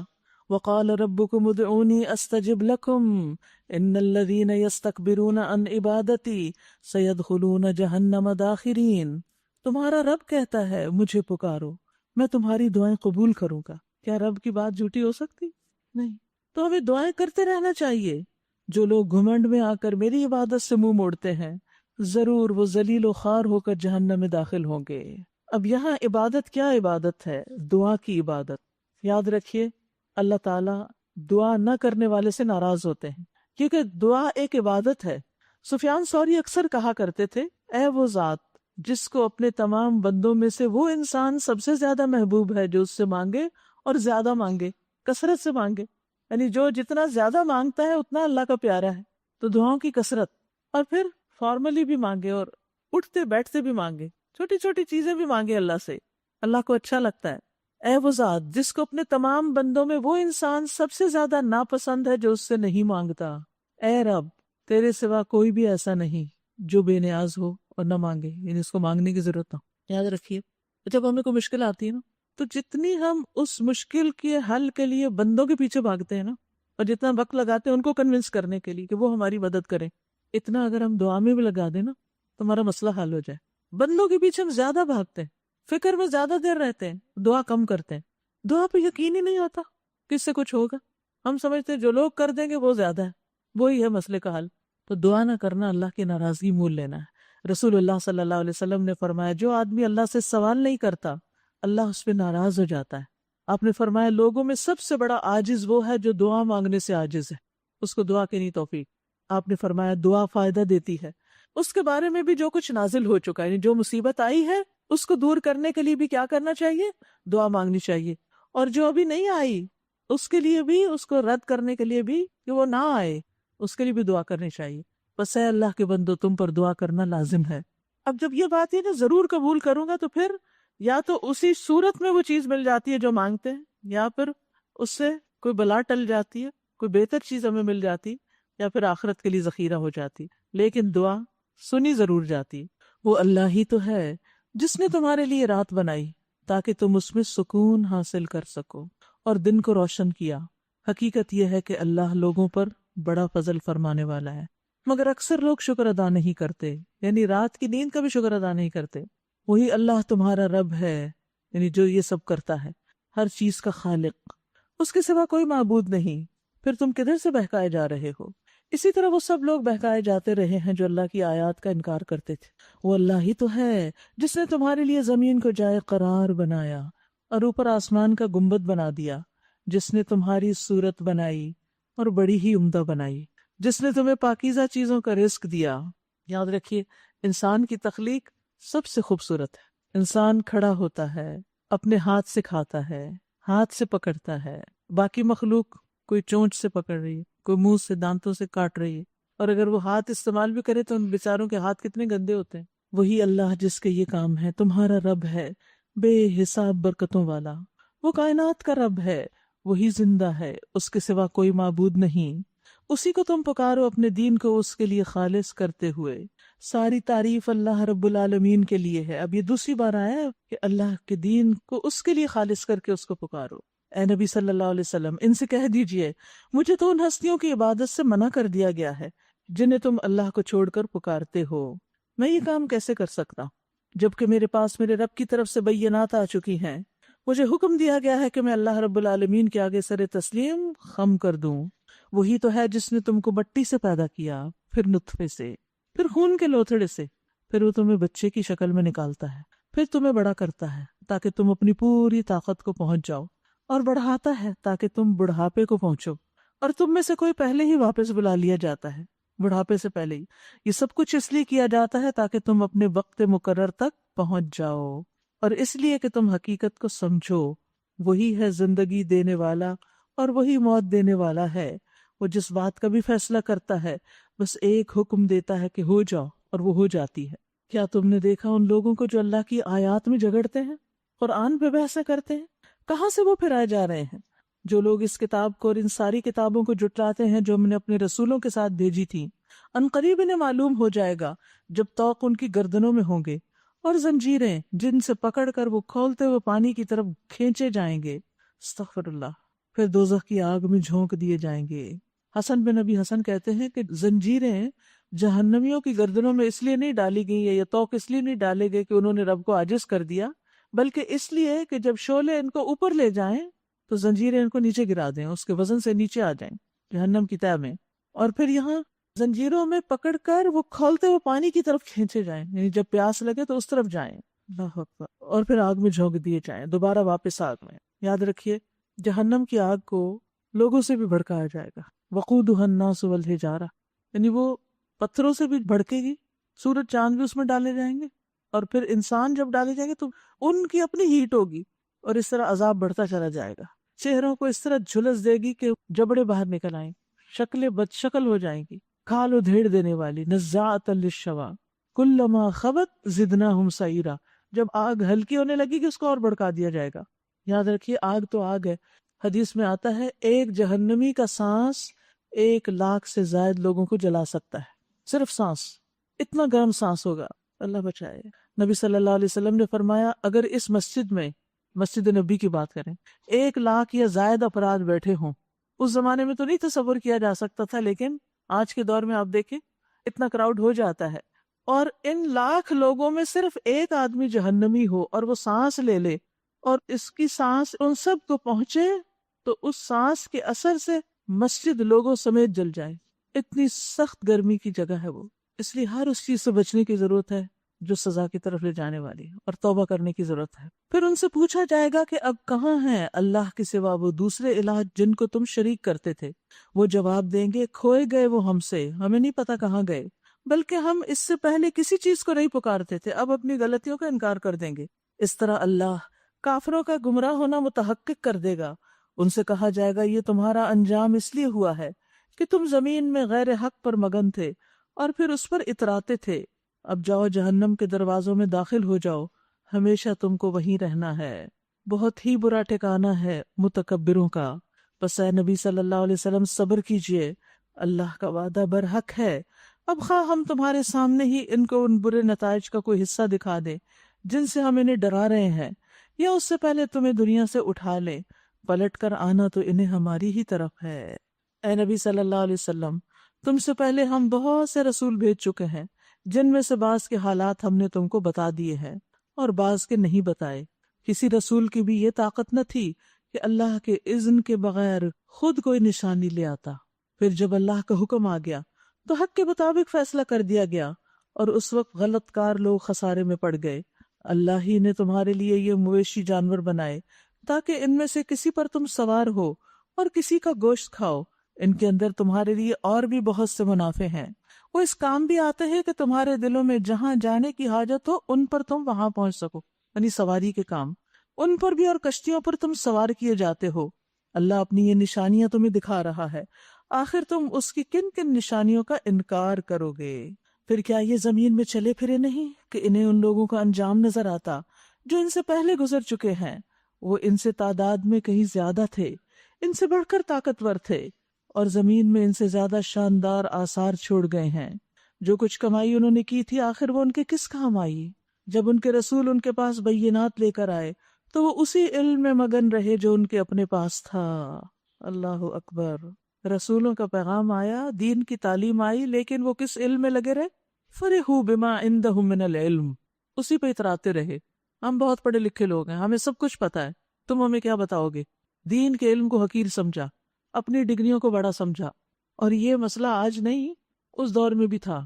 پھر اسی چیز کے پھیر میں آ گئے جس کا وہ مذاق اڑاتے تھے۔ جب انہوں نے ہمارا عذاب دیکھ لیا تو پکار اٹھے کہ ہم نے مان لیا اللہ وحدہ لا شریک کو، اور ہم انکار کرتے ہیں ان سب معبودوں کا جنہیں ہم شریک ٹھہراتے تھے، مگر ہمارا عذاب دیکھ لینے کے بعد ان کا ایمان ان کے لیے کچھ بھی فائدہ مند نہ ہو سکتا تھا، کیونکہ یہی اللہ کا مقرر ضابطہ ہے جو ہمیشہ اس کے بندوں میں جاری رہا ہے، اور اس وقت کافر لوگ خسارے میں پڑ گئے۔ سورت حامیم السجدہ۔ شروع کرتی ہوں اللہ کے نام سے جو بے انتہا مہربان نہایت رحم فرمانے والا ہے۔ حامیم تنزیل من الرحمن الرحیم۔ حامیم اتاری گئی ہے یہ یعنی کتاب رحمان اور رحیم کی طرف سے، جیسے سورت الرحمن میں آتا ہے الرحمن علم القرآن۔ یہ قرآن اللہ کی رحمت ہے کہ اس نے ہمیں یہ سب کچھ سکھا دیا، بتا دیا کہ ہم اس کے مطابق اپنی آخرت کی فکر کریں، اپنے اچھے برے کو پہچانیں۔ کتابن ایک کتاب ہے، فصلت آیاتہ جس کی آیات خوب کھول کر بیان کی گئی ہیں، یعنی بات سمجھ میں آتی ہے کہ کیا کہا جا رہا ہے۔ قرآن عربیہ عربی زبان کا قرآن، یعنی یہ قرآن عربی میں ہے۔ لقوم یعلمون ان لوگوں کے لیے جو علم رکھتے ہیں، اس لیے عربی کو جاننا بھی اس کو سمجھنے کے لیے ضروری ہے۔ صرف خود سے ہی ٹرانسلیشن پڑھ کے انسان کے میں نے سب جان لیا کافی نہیں۔ جو وسعت اور گہرائی عربی زبان کے اندر ہے وہ خالی ترجمے پڑھنے سے نہیں آتی۔ ان لوگوں کے لیے جو علم رکھتے ہیں، بشارت دینے والا اور ڈرا دینے والا۔ مگر ان میں سے اکثر نے اس سے روگردانی کی، اکثر لوگ اس کی طرف توجہ ہی نہیں کرتے، اس کا حق ہی نہیں ادا کرتے، اور وہ سن کر نہیں دیتے۔ یعنی پڑھنا اگر مشکل ہے تو سننے کے بھی روادار نہیں۔ کہتے ہیں جس چیز کی طرف تو ہمیں بلا رہا ہے اس کے لیے ہمارے دلوں پر غلاف چڑھے ہوئے ہیں، ہمارے کان بہرے ہو گئے، اور ہمارے اور تیرے درمیان ایک حجاب حائل ہو گیا، ایک رکاوٹ ہے، ایک دوری ہے، ایک اجنبیت ہے۔ تو اپنا کام کر، ہم اپنا کام کیے جائیں گے۔ اے نبی صلی اللہ علیہ وسلم ان سے کہیے میں تو ایک بشر ہوں تم جیسا، مجھے وحی کے ذریعے بتایا جاتا ہے کہ تمہارا الہ ایک ہی الہ ہے، الہکم الہ واحد فاستقیموا الیہ، لہٰذا تم سیدھے اسی کا رخ اختیار کرو اور اسی سے معافی چاہو۔ تباہی ہے ان مشرکوں کے لیے جو زکوٰۃ نہیں دیتے اور آخرت کے منکر ہیں، رہے وہ لوگ جنہوں نے مان لیا اور نیک اعمال کیے، ان کے لیے یقیناً ایسا اجر ہے جس کا سلسلہ کبھی ٹوٹنے والا نہیں۔ اے نبی صلی اللہ علیہ وسلم ان سے کہیے کیا تم اس رب سے کفر کرتے ہو اور دوسروں کو اس کا ہمسر ٹھہراتے ہو جس نے زمین کو 2 دنوں میں بنا دیا؟ وہی تو سارے جہان والوں کا رب ہے۔ اس نے زمین کو وجود میں لانے کے بعد اوپر سے اس پر پہاڑ جما دیے اور اس میں برکتیں رکھ دیں، اور اس کے اندر سب مانگنے والوں کے لیے ہر ایک کی طلب اور حاجت کے مطابق ٹھیک اندازے سے خوراک کا سامان مہیا کر دیا۔ یہ سب کام 4 دن میں ہو گئے۔ ثم استوى الى السماء وهي دخان فقال لها وللارض ائتيا طوعا او كرها، پھر وہ آسمان کی طرف متوجہ ہوا جو اس وقت محض دھواں تھا۔ اس نے آسمان اور زمین سے کہا وجود میں آ جاؤ، تم چاہو یا نہ چاہو۔ دونوں نے کہا ہم آ گئے فرما برداروں کی طرح۔ یہاں پر آپ دیکھیے کہ اللہ سبحانہ وتعالی زمین کی تخلیق کی بات کرتے ہیں، پھر آسمان کی تخلیق کی بات کرتے ہیں، اور پھر دنوں کا اندازہ بھی بتاتے ہیں۔ 4 دن میں یہ کام ہوا۔ اللہ تعالیٰ تو کن کہہ کے بھی سب کچھ کر سکتا ہے، پھر 4 دنوں کا اور پھر 6 دنوں اور 7 دنوں کا ذکر کیوں آتا ہے؟ اس لیے کہ اس میں ایک تحمل سے تھوڑا تھوڑا کر کے کام کرنے کی تعلیم دی گئی۔ مخلوقات کو ایک طویل عرصے میں پیدا کرنے میں ایک حکمت ہے، اور وہ کیا کہ اپنے بندوں کو ٹھہر ٹھہر کر اور آرام سے کام کرنے کی تعلیم دی جائے، یعنی ایک دم سب کچھ نہ کر لیا جائے بلکہ سٹیپ بائی سٹیپ، ایک کے بعد ایک، ایک کے بعد ایک، اور اس میں حوصلہ رکھا جائے، جلدی نہ مچائی جائے کہ یہ کیوں نہیں ہوا، وہ کیوں نہیں ہو گیا۔ اور اللہ سبحانہ تعالیٰ کی صفت بھی ہے الحلیم الغنی، اور اللہ سبحانہ تعالیٰ ایسے بندوں کو پسند کرتا ہے۔ یعنی بے شک اللہ غنی، تحمل والے، سوال سے بچنے والے سے محبت رکھتا ہے، اور بد زبان، فاجر، چمٹ کر مانگنے والے سے بغض رکھتا ہے۔ تحمل مزاجی اللہ کی طرف سے، اور جلد بازی شیطان کی طرف سے۔ اور سب سے اہم عبادت میں تحمل کی ضرورت ہے، وہ کون سی ہے؟ نماز۔ ابو ہریرہ کہتے کہ رسول اللہ صلی اللہ علیہ وسلم ایک مرتبہ مسجد میں تشریف لے گئے، اسی وقت ایک شخص آیا اور اس نے آ کے نماز پڑھی، اور نماز کے بعد آپ کو سلام کیا اور جانے لگا، تو آپ نے سلام کا جواب دے کے فرمایا جاؤ نماز پڑھو کیونکہ تم نے نماز نہیں پڑھی۔ وہ واپس گیا، اس نے پھر ویسی ہی نماز پڑھی جیسے پہلی دفعہ پڑھی، پھر آیا سلام کیا، آپ نے فرمایا جاؤ نماز پڑھو، تم نے نماز نہیں پڑھی۔ اب جب 3 بار ایسا ہوا تو اس نے کہا اس ذات کی قسم جس نے آپ کو حق کے ساتھ بھیجا، میں اس سے بہتر ادا نہیں کر سکتی، مجھے علم نہیں کہ اس سے بہتر کیسی نماز ہوتی ہے، آپ مجھے سکھا دیجئے۔ آپ نے فرمایا جب تم نماز کے لیے کھڑے ہو تو تکبیر کہو، اس کے بعد جتنا آسانی سے قرآن پڑھ سکو پڑھو، پھر رکوع کرو یہاں تک کہ رکوع میں اطمینان سے جاؤ، اطمینان، پھر سر اٹھاؤ سیدھے کھڑے ہو جاؤ اطمینان سے، پھر سجدہ کرو یہاں تک کہ سجدے میں اطمینان سے ہو جاؤ، پھر سر اٹھاؤ یہاں تک کہ 2 سجدوں کے بیچ میں اطمینان سے بیٹھ جاؤ، اور اس طرح اپنی نماز پوری کرو۔ یاد رکھیے ایک سٹیپ سے دوسرے سٹیپ میں جب ہم آئیں تو وہاں رکنا لازم ہے، وہاں ہلتے ہوئے مت اٹھے کہ آپ سجدے میں گئے اور وہیں سے ہلتے ہوئے اٹھے اور ابھی بیٹھے ہی نہیں تو دوبارہ سجدے میں چلے گئے۔ ایسی نماز نہیں ہوتی، ٹھہر ٹھہر کے سکون سے نماز۔ اسی طرح قرآن، رتل القرآن ترتیلا، تو عام روزمرہ زندگی میں بھی تحمل، لیکن اس کی پریکٹس نماز کے ذریعے۔ جو نماز میں اپنی جلد بازی پہ قابو پا لے گا نا، وہ باقی چیزوں میں بھی پالے گا، کیونکہ دن میں 5 دفعہ اس کی پریکٹس ہوتی ہے، ٹریننگ۔ فَقَضَاهُنَّ سَبْعَ سَمَاوَاتٍ فِي يَوْمَيْنِ، تب اس نے 2 دن کے اندر 7 آسمان بنا دیے، اور ہر آسمان میں اس کا قانون وہی کر دیا۔ ہر آسمان کو پتا ہے اس نے کیا کرنا ہے، اس کا کیا کیا کام ہے، اور آسمان دنیا کو ہم نے چراغوں سے آراستہ کیا اور اسے خوب محفوظ کر دیا۔ یہ سب کچھ ایک زبردست علیم ہستی کا منصوبہ ہے۔ اب اگر یہ منہ موڑتے ہیں تو ان سے کہہ دیجئے کہ میں تم کو اسی طرح کے ایک اچانک ٹوٹ پڑنے والے عذاب سے ڈراتا ہوں جیسا عاد اور سمود پہ نازل ہوا تھا، جب اللہ کے رسول ان کے پاس آگے اور پیچھے ہر طرف سے آئے اور انہیں سمجھایا کہ اللہ کے سوا کسی کی بندگی نہ کرو، تو انہوں نے کہا ہمارا رب چاہتا تو فرشتے بھیجتا، لہٰذا ہم اس بات کو نہیں مانتے جس کے لیے تم بھیجے گئے ہو۔ عاد کا حال یہ تھا کہ وہ زمین میں کسی حق کے بغیر بڑے بن بیٹھے اور کہنے لگے کون ہے ہم سے زیادہ زور آور۔ ان کو یہ نہ سوچا کہ جس اللہ نے ان کو پیدا کیا وہ ان سے زیادہ زور آور ہے۔ وہ ہماری آیات کا انکار ہی کرتے رہے۔ آخر کار ہم نے چند منحوس دنوں میں سخت طوفانی ہوا ان پر بھیج دی تاکہ انہیں دنیا کی زندگی میں ذلت اور رسوائی کے عذاب کا مزہ چکھا دیں، اور آخرت کا عذاب تو اس سے بھی زیادہ رسوا کن ہے، وہاں کوئی ان کی مدد کرنے والا نہ ہوگا۔ رہے سمود تو ان کے سامنے ہم نے سیدھی راہ پیش کی، مگر انہوں نے راستہ دیکھنے کی بجائے اندھا بن کے رہنا پسند کیا۔ فَهَدَيْنَاهُمْ فَاسْتَحَبُّوا الْعَمَىٰ عَلَى الْهُدَىٰ، آخر ان کے کرتوتوں کی بدولت ذلت کا عذاب ان پہ ٹوٹ پڑا، اور ہم نے ان لوگوں کو بچا لیا جو ایمان لائے تھے اور گمراہی اور بدعملی سے پرہیز کرتے تھے۔ اور ذرا اس وقت کا خیال کرو جب اللہ کے یہ دشمن دوزخ کی طرف جانے کے لیے گھیر لائے جائیں گے، ان کے اگلوں کو پچھلوں کے آنے تک روک رکھا جائے گا، پھر جب سب وہاں پہنچ جائیں گے تو ان کے کان اور ان کی آنکھیں اور ان کے جسم کی کھالیں ان پہ گواہی دیں گی کہ وہ دنیا میں کیا کچھ کرتے رہے، کیونکہ 3 اعضاء جن کا یہاں ذکر ہے اکثر گناہ ان تینوں سے ہی ہوتے ہیں۔ کون کون سے؟ کان، آنکھیں اور سکن۔ سکن میں سب پھر آ جاتا ہے نا، اس کے اندر آ جاتی۔ قیامت کے دن یہی بول بول کے بتائیں گے کہ ہم نے کیا کیا غلط کیا۔ وہ اپنے جسم کی کھالوں سے کہیں گے تم نے ہمارے خلاف کیوں گواہی دی؟ وہ جواب دیں گی ہمیں اسی رب نے گویائی دی جس نے ہر چیز کو بولنا سکھایا۔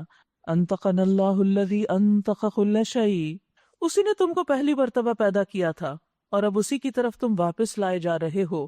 تم دنیا میں جرائم کرتے وقت جب چھپتے تھے تو تمہیں یہ خیال نہ تھا کہ کبھی تمہارے اپنے کان اور تمہاری آنکھیں اور تمہارے جسم کی کھالیں تم پر گواہی دیں گی، بلکہ تم نے تو یہ سمجھا تھا کہ تمہارے بہت سے اعمال کی اللہ کو بھی خبر نہیں، یعنی اس وجہ سے تم غلط کام کرتے رہے۔ ذالکم ظنکم الذی ظننتم بربکم ارداکم فاصبحتم من الخاسرین، تمہارا یہی گمان جو تم نے اپنے رب کے ساتھ کیا تھا کہ اس کو کیا پتا کہ ہم کیا کر رہے ہیں، تمہیں لے ڈوبا اور اسی کی بدولت تم خسارے میں پڑ گئے۔ یاد رکھیے اچھے عمل کے لیے اچھا گمان بھی ضروری ہے۔ جب اچھا کام کرے تو سوچیں اللہ دیکھ رہا ہے، اللہ کو سب پتا ہے، کیونکہ بعض اوقات انسان صرف گمان کرتا ہے، کام نہیں کرتا، اور بعض اوقات صرف کام کرتا ہے اور نیت نہیں رکھتا۔ دونوں ہی چیزیں ضروری ہیں۔ اس حالت میں وہ صبر کریں یا نہ کریں، آگ ہی ان کا ٹھکانہ ہوگی، اور اگر رجوع کا موقع چاہیں گے تو انہیں کوئی موقع نہ دیا جائے گا، واپس نہیں آنے دیا جائے گا۔ ہم نے ان پر ایسے ساتھی مسلط کر دیے، وَقَيَّضْنَا لَهُمْ قُرَنَاءَ فَزَيَّنُوا لَهُم مَّا بَيْنَ أَيْدِيهِمْ وَمَا خَلْفَهُمْ، یہ ساتھی اور یہ دوست کیسے تھے؟ جو انہیں آگے اور پیچھے ہر چیز خوشنما بنا کے دکھاتے تھے، ان کے غلط کام ان کو خوبصورت بنا کے دکھاتے۔ آخر کار ان پر بھی وہی فیصلہ عذاب چشمہ ہو کر رہا جو ان سے پہلے گزرے ہوئے جنوں اور انسانوں کے گروہوں پر چشمہ ہو چکا تھا، یقیناً وہ خسارے میں رہ جانے والے تھے۔ یہاں جن ساتھیوں کی طرف اشارہ ہے وہ دراصل شیاطین ہیں، جنوں اور انسانوں دونوں سے. ہم میں سے ہر ایک کے ساتھ ایک جن شیطان لگا ہوا ہے، یعنی ہر ایک کے ساتھ ہے. رسول اللہ صلی اللہ علیہ وسلم نے ہمیں اس کی خبر دی، صحیح مسلم کی روایت ہے. جب نبی صلی اللہ علیہ وسلم نے یہ بتایا تو حضرت عائشہ نے پوچھا کہ کیا آپ کے ساتھ بھی ہے؟ آپ نے فرمایا ہاں، لیکن میرے رب نے اس پر میری مدد کی ہے اور وہ مسلمان ہو گیا ہے. آخر کار ان پر بھی وہی فیصلے عذاب چشمہ ہو کر رہا جو ان سے پہلے گزرے ہوئے جن اور انسانوں کے گروہوں پر چشمہ ہو چکا تھا. یقیناً وہ خسارے میں رہ جانے والے تھے. وقال الذین کفروا لا تسمعوا لهذا القرآن والغوا فیہ لعلکم تغلبون. یہ منکرین حق کہتے ہیں اس قرآن کو ہرگز نہ سنو. یہ کس کا کام تھا؟ جو حق کو نہیں مانتے تھے. اور افسوس یہ کہ آج کئی مسلمانوں کو قرآن سننے سے روکتے ہیں. اور جب یہ سنایا جائے اس پہ خلل ڈالو، شاید کہ اس طرح تم غالب آ جاؤ. یہ ان کی سازش تھی. اول تو کسی کو سننے نہ دو، اور اگر کچھ لوگ سننے گیا تو ڈسٹربنس کریٹ کرو. کیوں؟ تاکہ کچھ اثر نہ لیں. یاد رکھیے قرآن سنتے وقت شور کرنے کی مذمت بیان کی گئی ہے یہاں کہ والغوا فی، اس وقت تم شور مچاؤ وہاں. ابن عباس نے کہا اس سے مراد ہے قرآن پڑھتے وقت شور شرابہ کرنا، باتیں کرنا. وہ لوگ کیا کرتے تھے جب قرآن پڑھا جا رہا ہوتا تھا تو باہر تالیاں، سیٹیاں اور ہنگامہ برپا کر دیتے تھے تاکہ اندر جو ہیں ان کو سنائی کچھ نہ دے. ضحاک کہتے ہیں اس کا معنی ہے کہ جب قرآن پڑھا جا رہا ہو تو دوسرے لوگ کثرت سے باتیں کریں تاکہ جو کچھ وہ پڑھ رہے ہیں ان پہ خلط ملط ہو جائے. تو یاد رکھیے قرآن سننے کے بھی کچھ آداب ہیں، اور یہ صرف اس مجلس میں نہیں، گھر میں بھی جب قرآن لگا ہوا اور جب یہ رقیہ لگا ہوا ہوتا ہے، جب صبح کے وقت آپ کو قرآن کی تلاوت سنائی جاتی ہے، رقیہ سنایا جاتا ہے شفا کے لیے، آپ ہی کے فائدے کے لیے. کیونکہ کہاں ہمیں وقت ہوتا ہے کہ ہم کہیں جا کے بیٹھ کے آرام سے سکون سے تلاوت سنیں اس کی. یہ کئی بیماریوں کا علاج ہے. قرآن شفا ہے، اور خاص طور پر یہ آیات جن کی سلیکشن کر کے سنایا جاتا ہے آپ کو. تو اس سے میں آتی ہوں تو الحمدللہ کچھ لوگ تو بہت سکون سے سن رہے ہوتے ہیں، توجہ سے. کچھ لوگ باتیں کرنے سے بازی نہیں آتے، ان کو سمجھ ہی نہیں آتی کہ قرآن پڑھا جا رہا ہے. یاد رکھیے قرآن پڑھنا اس بات کی دعوت دیتا ہے کہ ہم اس کا ادب بھی کریں، اس کا احترام کریں. اور جہاں تلاوت لگی بھی ہو وَإِذَا قُرِئَ الْقُرْآنُ فَاسْتَمِعُوا لَهُ وَأَنصِتُوا لَعَلَّكُمْ تُرْحَمُونَ. جب قرآن پڑھا جائے تو اسے کان لگا کے سنو اور چپ رہو تاکہ تم پہ رحم کیا جائے. جب نبی صلی اللہ علیہ وسلم پر وحی نازل ہوتی تھی آپ کی آنکھیں کھلی رہتی تھی، آپ کے کان اور آپ کا دل اللہ کی طرف سے آنے والی چیز کے لیے فارغ ہو جاتا تھا. اس لیے یہ جائز نہیں کہ کسی کے پاس قرآن پڑھا جا رہا ہو تو وہ بے خبر ہو، کچھ اور کام کر رہا ہو اور توجہ سے نہ سنے. اب ہمارے یہاں عام طور پر بڑا رواج ہو گیا، گھروں میں آڈیو لگا دیتے ہیں، قرآن کی تلاوت پلے کر دیتے ہیں اور گھر کے کام کاج کرتے ہیں. اگر تو خاموشی سے کر رہے ہیں تو ویل اینڈ گڈ، لیکن اگر آپ کھانے کی ٹیبل پہ بیٹھ کے باتیں کیے جا رہے ہیں اور قرآن بھی تلاوت ہو رہی ہے تو یہ قرآن کی بے ادبی ہے، ناقدری ہے. قرآن مجید میں آتا ہے ایک آیت ہے بڑی سخت سورۃ الحجرات کی، اے لوگو جو ایمان لائے ہو اپنی آوازیں نبی کی آواز کے اوپر بلند نہ کرو، اور نہ بات کرنے میں اس کے لیے آواز اونچی کرو تمہارے باز کے اوپر آواز اونچی کرنے کی طرح. ایک دوسرے کے اوپر جب ہم لاؤڈ بولتے ہیں ایسا نہ ہو کہ تمہارے اعمال برباد ہو جائیں اور تم شعور نہ رکھتے ہو. تو اسی طرح قرآن کی آواز سے زیادہ چیخ چلا کر بول کر اپنی آواز بلند کرنا یہ بھی کہیں اعمال کی بربادی کا باعث نہ بن جائے. تو اس لیے جب قرآن سنایا جا رہا ہو تو خاموشی سے سنیں، ورنہ بند کر دیں اس کو. لوگ اذان بھی نہیں ڈھنگ سے سنتے، حالانکہ اذان سن کے دعا کی جائے تو وہ قبول ہوتی ہے. ان کافروں کو ہم سخت عذاب کا مزہ چکھا کر رہیں گے، اور جو بدترین حرکات یہ کرتے ہیں ان کا پورا پورا بدلہ انہیں دیں گے. وہ دوزخ ہے جو اللہ کے دشمنوں کو بدلے میں ملے گی، اسی میں ہمیشہ ہمیشہ کے لیے ان کا گھر ہوگا. یہ ہے سزا اس جرم کی کہ وہ ہماری آیات کا انکار کرتے رہے. وہاں یہ کافر کہیں گے اے ہمارے رب ذرا ہمیں دکھا دے ان جنوں اور انسانوں کو جنہوں نے ہمیں گمراہ کیا تھا، ہم آج انہیں اپنے پاؤں تلے رون ڈالیں گے تاکہ وہ خوب ذلیل و خوار ہوں. ان الذين قالوا ربنا الله ثم استقاموا تتنزل عليهم الملائكة الا تخافوا ولا تحزنوا وابشروا بالجنة التي كنتم توعدون. جن لوگوں نے کہا اللہ ہمارا رب ہے اور پھر وہ اس پر ثابت قدم رہے، یقیناً ان پر فرشتے نازل ہوتے ہیں دنیا میں بھی، مرتے وقت بھی، قبر میں بھی، اور وہ خوشخبری کیا سناتے ہیں؟ نہ ڈرو نہ غم کرو. انہیں پھر نہ موت کے وقت کا غم ہوگا اور نہ ڈر. خوش ہو جاؤ اس جنت کی بشارت سے جس کا تم سے وعدہ کیا گیا. ہم اس دنیا کی زندگی میں بھی تمہارے ساتھی ہیں اور آخرت میں بھی تمہارے دوست، اچھے ساتھی. وہاں جو کچھ تم چاہو گے تمہیں ملے گا، اور ہر چیز جس کی تم تمنا کرو گے وہ تمہاری ہوگی۔ اللہ اکبر، یہ ہے سامان ضیافت اس ہستی کی طرف سے جو غفور الرحیم ہے۔ یہ رب پر ایمان لا کر استقامت اختیار کرنے کی جزا ہے۔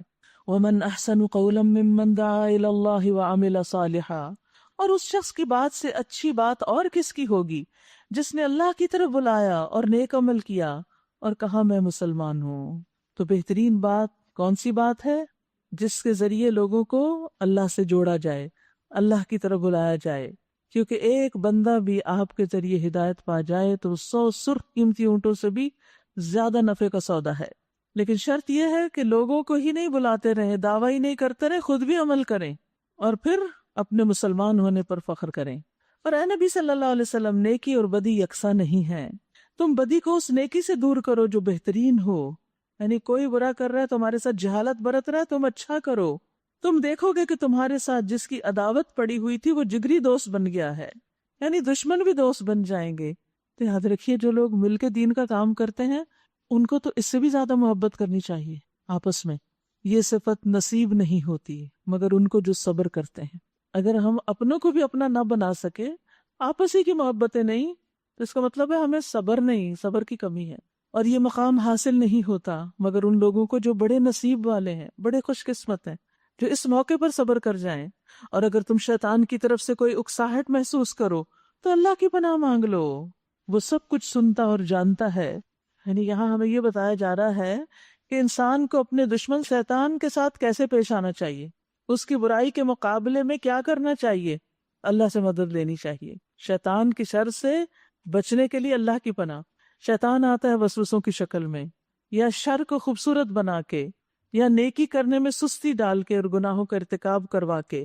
تو ایسے میں انسان اللہ کو کہے، اللہ میں کمزور ہوں، تو مجھے اپنی پناہ میں لے لے، مجھے تیری حفاظت چاہیے۔ شیطان کو برا بھلا نہ کہنا شروع کر دیں۔ نبی صلی اللہ علیہ وسلم نے فرمایا، تم شیطان کو برا بھلا مت کہو، اس کے شر سے اللہ کی پناہ طلب کرو۔ یعنی وہ تمہیں غلط راستے پہ لے جا رہے ہیں، اب اس کو لانتی اور کیا کچھ کہنے کی بجائے اس کو چھوڑو، اس کے حال پہ تم اللہ کی طرف رجوع کرو۔ یہ ہے اخلاق، یہ ہے شیطان سے کیسے معاملہ کرنا ہے۔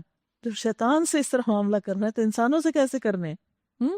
ایک شخص نبی صلی اللہ علیہ وسلم کے ساتھ سواری پر ان کے پیچھے بیٹھا ہوا تھا، سواری کو ٹھوکر لگی تو اس کی زبان سے نکلا شیطان ہلاک ہو۔ تو آپ نے فرمایا یہ مت کہو کہ شیطان ہلاک ہو، کیونکہ جب تم یہ کہتے ہو تو وہ بھول جاتا ہے کہ او میری وجہ سے یہ کام ہوا، ان کو نقصان ہوا۔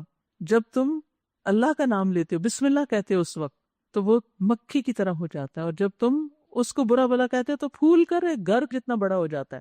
تو ایسے موقع پر بھی اللہ کا نام لینا چاہیے۔ تعوذ جو ہے وہ شیطان کے حملوں کا توڑ ہے۔ اللہ کی طرف رجوع اللہ کی نشانیوں میں سے ہے۔ یہ رات اور دن اور سورج اور چاند، سورج اور چاند کو سجدہ نہ کرو بلکہ اللہ کو سجدہ کرو جس نے انہیں پیدا کیا، مگر فی الواقع تم اسی کی عبادت کرنے والے ہو۔ لیکن اگر یہ غرور میں آ کر اپنی بات پر اڑے رہیں تو پرواہ نہیں، جو فرشتے تیرے رب کے مقرب ہیں وہ شب و روز اس کی تسبیح کر رہے ہیں اور کبھی نہیں تھکتے، مستقل تسبیح، کوئی بریک نہیں۔ اور اللہ کی نشانیوں میں سے ایک یہ ہے کہ تم دیکھتے ہو زمین سونی پڑی ہوئی ہے، پھر جو ہی کہ ہم نے اس پر پانی برسایا یک وہ پھبک اٹھتی ہے اور پھول جاتی ہے۔ یقیناً جو اللہ اس مری ہوئی زمین کو جلا اٹھاتا ہے وہ مردوں کو بھی زندگی بخشے گا۔ یقیناً وہ ہر چیز پر قدرت رکھتا ہے۔ جو لوگ ہماری آیات کو الٹے معنی پہناتے ہیں وہ ہم سے کچھ چھپے ہوئے نہیں۔ خود ہی سوچ لو کہ آیا وہ شخص بہتر ہے جو آگ میں جھونکا جانے والا ہے، یا وہ جو قیامت کے روز امن کی حالت میں حاضر ہوگا۔ کرتے رہو جو کچھ تم چاہو، تمہاری ساری حرکتوں کو اللہ دیکھ رہا ہے۔ یہ وہ لوگ ہیں جن کے سامنے کلام نصیحت آیا تو انہوں نے اسے ماننے سے انکار کر دیا، مگر حقیقت یہ ہے کہ یہ ایک زبردست کتاب ہے، باطل نہ سامنے سے اس پر آ سکتا ہے نہ پیچھے سے، محفوظ کتاب۔ یہ ایک حکیم و حمید کی نازل کردہ ہے۔ اے نبی، آپ سے جو کچھ کہا جا رہا ہے اس میں کوئی چیز بھی ایسی نہیں جو آپ سے پہلے گزرے ہوئے رسولوں سے نہ کہی جا چکی ہو۔ بے شک تمہارا رب بڑا درگزر کرنے والا ہے اور اس کے ساتھ بڑی دردناک سزا دینے والا بھی ہے۔ اگر ہم اس کو اجمی قرآن بنا کر بھیجتے تو یہ لوگ کہتے کیوں نہ اس کی آیتیں کھول کر بیان کی گئیں، کیا عجیب بات ہے، کلام اجمی ہے اور مخاطب عربی۔ ان سے کہو یہ قرآن ایمان لانے والوں کے لیے تو ہدایت اور شفا ہے۔ پھر یہی بتایا گیا، قل هو للذین آمنوا ھدی وشفاء، مگر جو لوگ ایمان نہیں لاتے ان کے لیے یہ کانوں کی ڈاٹ اور آنکھوں کی پٹی ہے، ان کا حال تو ایسا ہے جیسے ان کو دور سے پکارا جا رہا ہو۔ دیکھیے، بارہا یہ بات آپ سے کر چکی ہوں کہ قرآن شفا کے لیے بھی ہے، اور یہ خود قرآن بتاتا ہے۔ یعنی جو شخص اس پہ ایمان لا کر اس سے ہدایت لیتا ہے، اس کے شکوک و شبہات، اس کے کنفیوژن، اس کی تکلیفیں دور ہو جاتی، حتیٰ کہ جسمانی بیماریاں بھی اس سے دور ہوتی ہیں۔ لیکن ظالم اس سے فائدہ نہیں اٹھاتے، ان کے لیے نقصان کے سوا کسی چیز میں اضافہ نہیں کرتا۔ ابن قیم کہتے ہیں قرآن تمام بیماریوں کے لیے مکمل شفا ہے، چاہے وہ دل کی ہو یا جسمانی ہو، دنیا کی ہو یا آخرت کی ہو، لیکن ہر شخص اس سے شفا حاصل نہیں کر پاتا، اور نہ ہی ہر ایک کو یہ توفیق ہوتی ہے کہ اس سے شفا حاصل کر سکے۔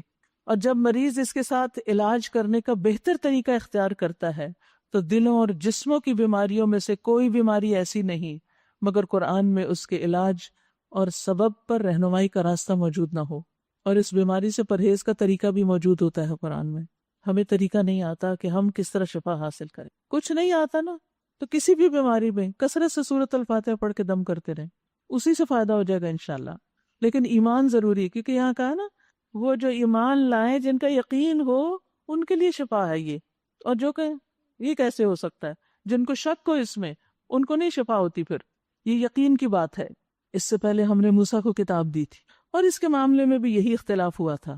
اگر تیرے رب نے ایک بات پہلے طے نہ کر دی ہوتی تو ان اختلاف کرنے والوں کے درمیان فیصلہ چکا دیا جاتا، اور حقیقت یہ ہے کہ یہ لوگ اس کی طرف سے سخت اضطراب انگیز شک میں پڑے ہوئے ہیں۔ من عمل صالحا فلنفسہ ومن اساء فعلیہا، جو کوئی نیک عمل کرے گا اپنے ہی لیے اچھا کرے گا، اور جو برائی کرے گا اس کا وبال اسی پر ہوگا۔ وما ربک بظلام للعبید، اور تیرا رب اپنے بندوں کے حق میں ظالم نہیں ہے۔ وآخر دعوانا ان الحمد للہ رب العالمین۔